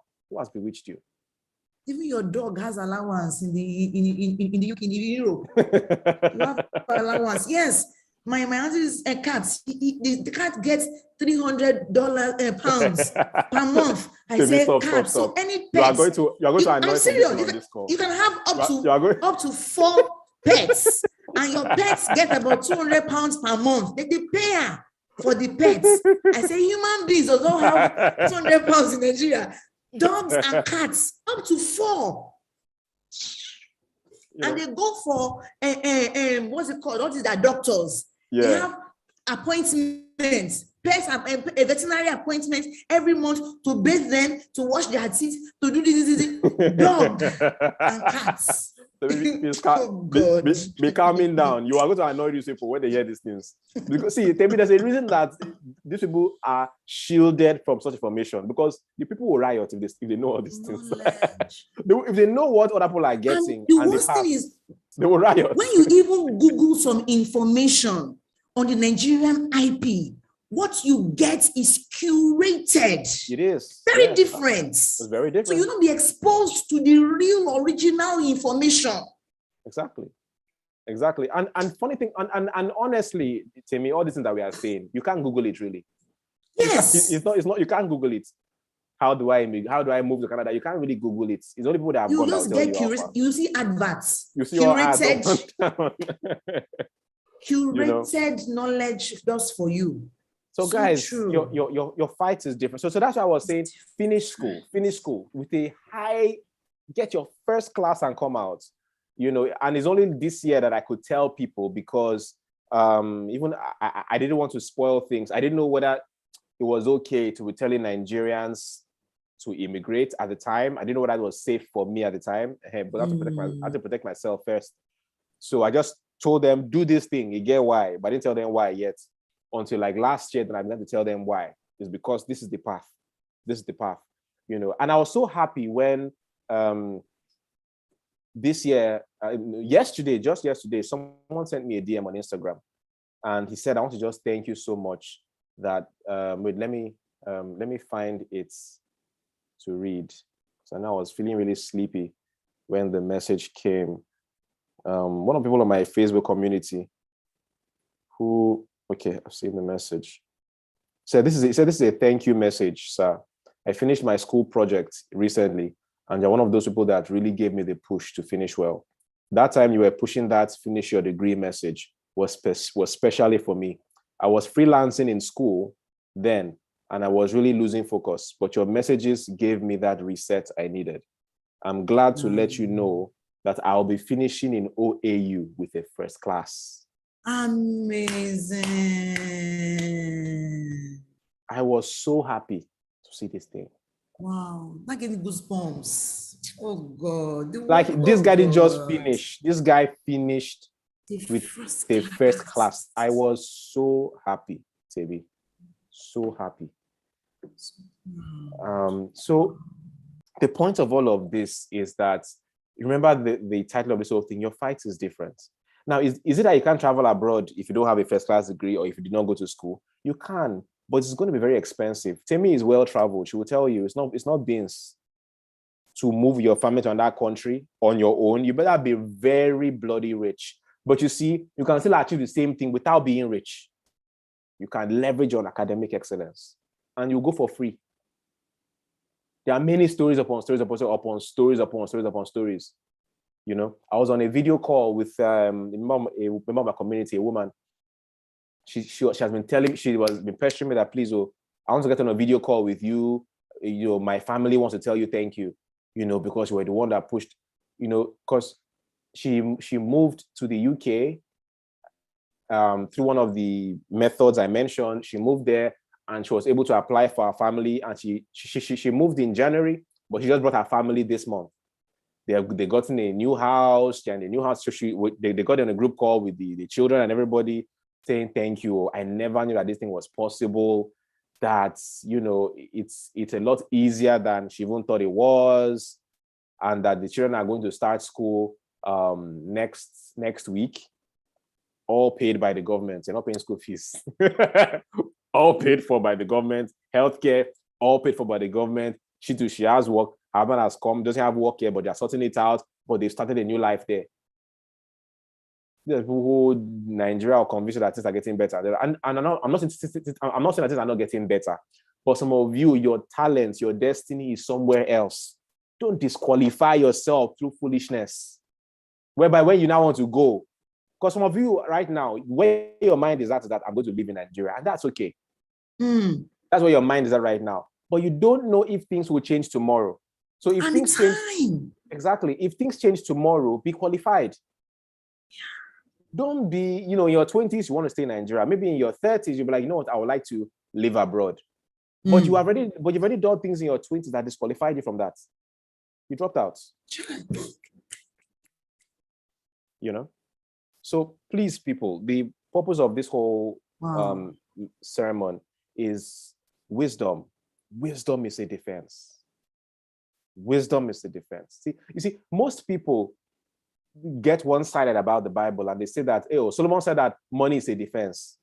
That's not all he said, though. Let me read the whole thing for you. Don't say me, I like to Bible scholar work.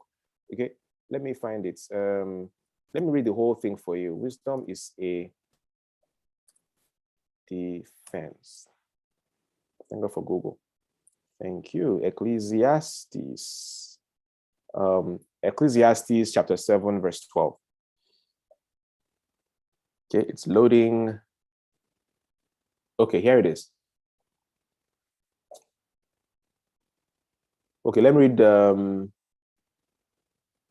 King James. It says, for wisdom is a defense, and money is a defense. But the excellency of knowledge is that wisdom giveth life to them that have it.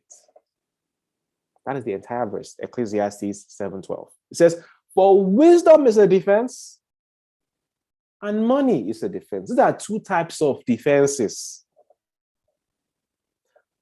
But Solomon says, hold on, money has its place. The excellency of knowledge is that wisdom gives life. Money can't give life. It can do fantastic things, is very important. But wisdom gives life to them that have it. There's a version here that is called the Berean Study Bible. It says, for wisdom, like money, is a shelter. And the advantage of knowledge is that wisdom preserves the life of its owner.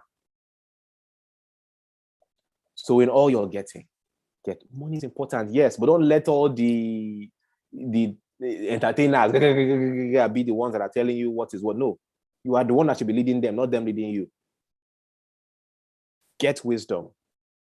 And where you don't understand what is going on, it says in the multitude of counsel, there is safety. Get superior counselors. Configure your cabinets full of people that are wise, people that have gone the way ahead of you, people who are competent at that thing you are trying to achieve. And that is how you will get the victory. Guys, with these 3 points of mind, I hope I've been able to convince you and not confuse you that your fight is different. And as first generation royalty that you are, I am rooting for you. I am solidly behind you. And I know that you are going to take this message. You are going to be doers of the word and not hearers only. And you are going to make the rest of your life the best of your life. God bless you. My God. I'm so happy we had you for the last class, because we wouldn't have been able to rush through this. And this your last class. It was by accident. It was not as though it was even planned. It just saying which time you want, which time you want.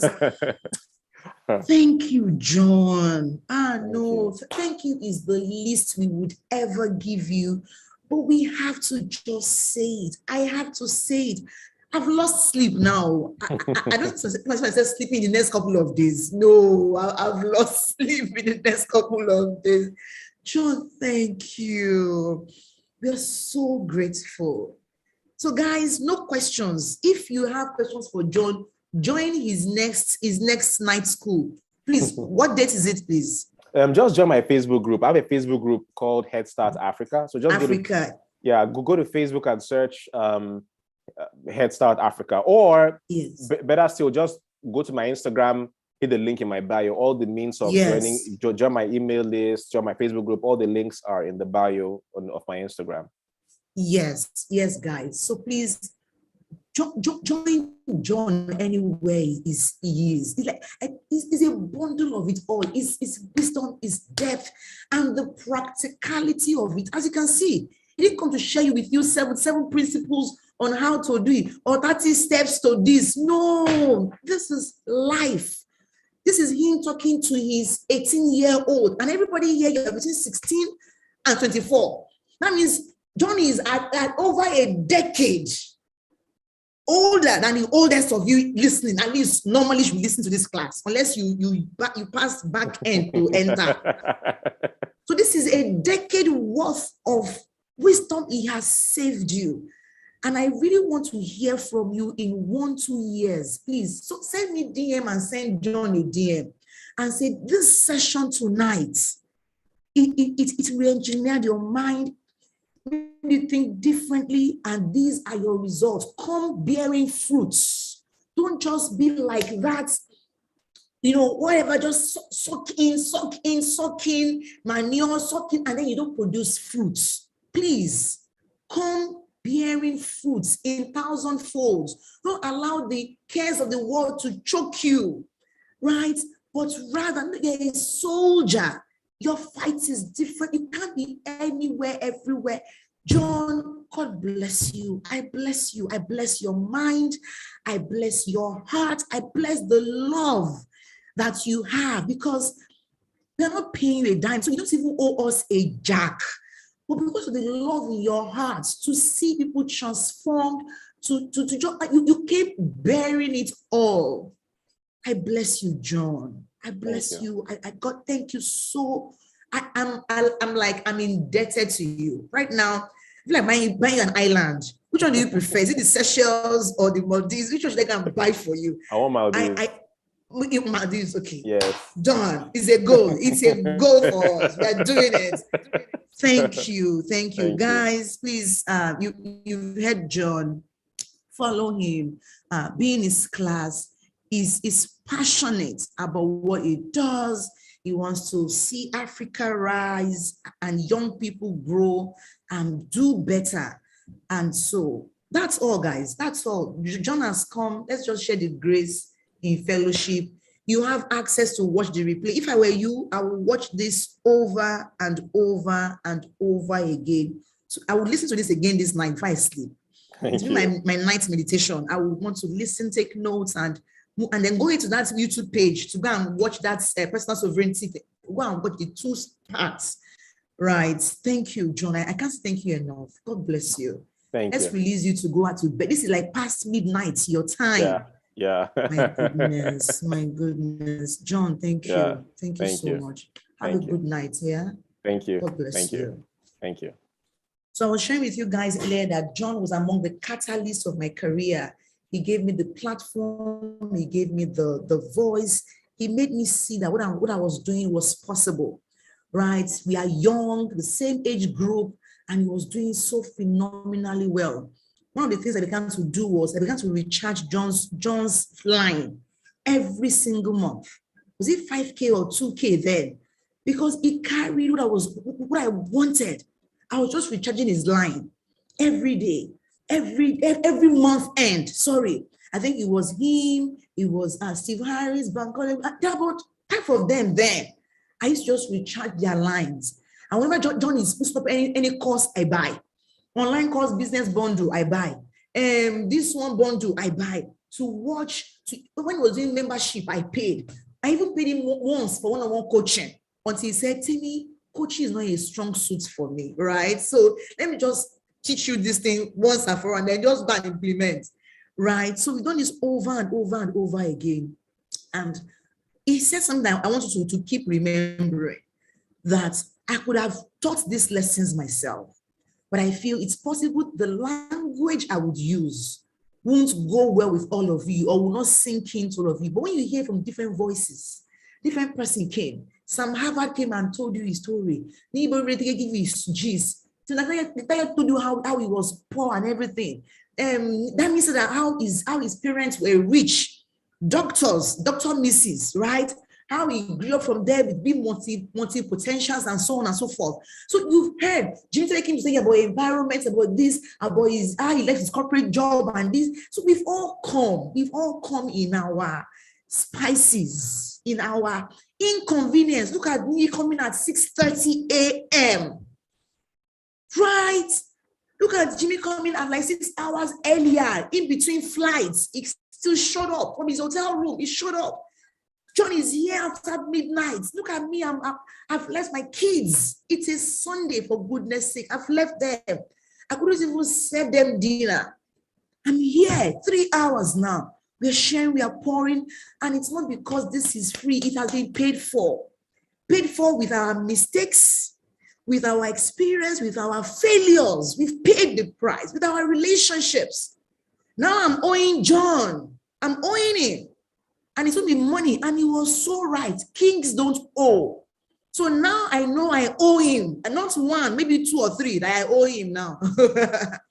And when he comes calling, I won't say, oh, sorry, I'm sleeping. I also sacrifice the same way he has done. He has work he should be doing. But he's been here 2 straight hours. Guys, please, reward us. Reward us with your results. Let's, please. I'm going to project the details to join the Transformational mentoring hub for the last time. Okay, for the last time. And I said that we have a mentor who is subsidizing over half of the price. See, your money is not how I would eat it. Maybe I should tell you how much I charge for my coaching services. Okay, my group coaching for 3 months is $2,000, 225 actually. That's over ₦1 million. So if I'm asking you to do 5,000 naira per month, why? So that we can sort the logistics. pay your, so that again, so that we will not breed this entitlement mentality in you. We want you to be invested in your own success and say, oh, when I was growing, I made this investment, I carry my pocket money, I used to do this. Those are the kind of stories that champions tell. You hear David say, oh, when I was in the bush, I fought a bear with my bare hands. A lion was coming. Those are your stories of victory. Don't just say, I was fed, I was baby. No. So get in. With all your getting, get into the bootcamp. We've already heavily subsidized the entire thing for you. So for tonight, the first 10 people, you come in at half the price, 50% discount of just 10 or just 5,000 per month, 10K for a semester of 2 months. And this would include the course contents, for 2 months. Bi-monthly guest expert sessions, that means I'm bringing you 12 expert sessions in 6 months, 12 of them in 6 months. Plus myself, every single month, I'm coaching you, I'm mentoring you on building your brand for impact, influence, and income. Right? We are having private mentoring sessions for you with your resident mentors, community engagement, book reviews, exposing you to different things, emails, content, live events, all for this. I think this is the last time I'll talk about this stuff. It's possible I don't even email a single soul on this stuff, or I even reach out to anybody on this. Possible I don't, and I still may, but really I think this is a no-brainer for you. 5K is not up to what you spend on what again. But anyway, like your fight is different. My fight is different. You have to be extra, like what Sam said yesterday. Has to be what? Be extra. Thank you for your time. Thank you for showing up. At least 87 of you out of over 1,000 people registered. I'm sure the person who owns this talk, you are here. If today's session has blessed you, send me a DM on Instagram at Temi Ajibewa. Share your feedback with me. Share your testimonials with me. I will be emailing you tomorrow. I would include the link to feedback, to our feedback form. We want to hear from you. We want you to tell us how I think you can all go to the link actually right now. www.transformersmentoringhub.com/feedback. Someone should please help me type that in the comments. So https, then transformersmentoringhub.com/feedback. I think that's actually the link. It should lead you there. Someone should please help me put it in the chat. Everybody just put it in the chat, www.transformersmentoringhub.com/feedback. It should lead you to our feedback form. Oh, it doesn't exist. Okay, hold on. I will look for the link and I'll share. Okay, so it will be in our email tomorrow. Guys, we email everybody. If you're not getting it, it's because you don't check your spam. You're not opening your emails. That's the only reason why you will not see that feedback form. Our emails, you're not opening your emails. You're not checking so feedback form, yes, we have the form. Maybe I can even post the link here. But don't worry, we'll email it to you tomorrow. Also, maybe SMS it to you as well. Some of you will SMS you tonight. This night we sent out over 700 SMSs, about 790-something SMSs. Look at the number of you here. I ask you guys to please send the link. Just type the link, transformersmentoringhub.com/feedback. I will activate that link in a moment, right? Perhaps it's not activated. I'll activate it just now, if you just chill on this call. So let me know if anybody has any, just maybe one last question. The average age for the bootcamp is the same age.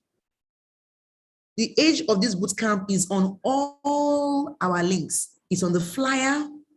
It's on the registration page. How did you get here, Janet? It's on our flyer. We put the age bracket there. We put the, even on the form that you are filling, we say you confirm that you are between the age of this and this. That if you are younger than this, you send a letter to us. Or if you are older, we also say that nobody should register for the other person. Don't, if you really love them, get them this link to do what? To sign up. So the age bracket between of those people that should go in the boot camp are the same people that we have put that they should be in the launch pad, in the mentoring program, in the 6 months mentoring program. You can pay once, 25,000 naira, or you can pay every 2 months, okay, for 10,000 naira. Okay, I think that should even change to every 3 months. You can pay twice or pay once. I think that's what we'll keep it at and going forward. Pay twice or pay once. Pay twice or pay once. So yeah, so all our links are very, very straightforward. Look at the feedback form. Oh, sorry, it is bootcamp/feedback. Oh, that's why.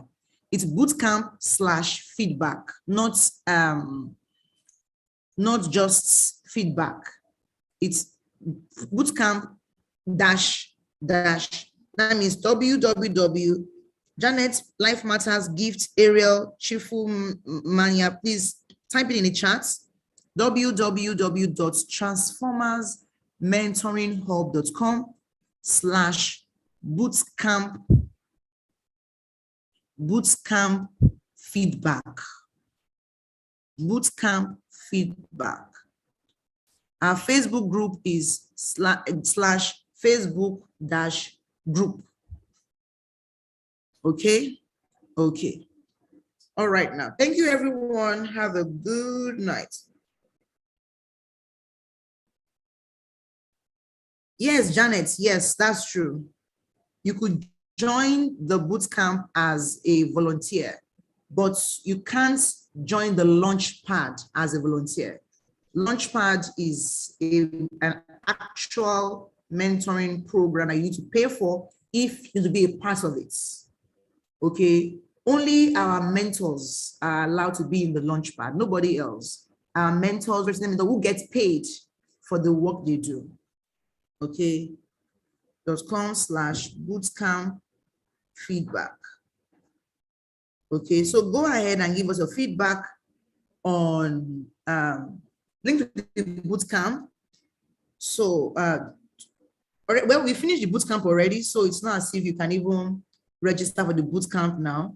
But the link is /bootcamp. That's all. Transformational.com/bootcamp. That's all. Transformational.com/bootcamp. That's the link to sign up for the bootcamp. How did you get the link to join? How come you are here? Janet said, as a volunteer. Janet is a volunteer. So how come you're not in the volunteers group? Anyway. Thank you for the night. Thank you so much. Have a good evening, everyone. Take care of yourself. We'll be calling you, Mrs. will be calling you to bring you on board the program. So I'll see you at the Launchpad. Have a good night. Bye.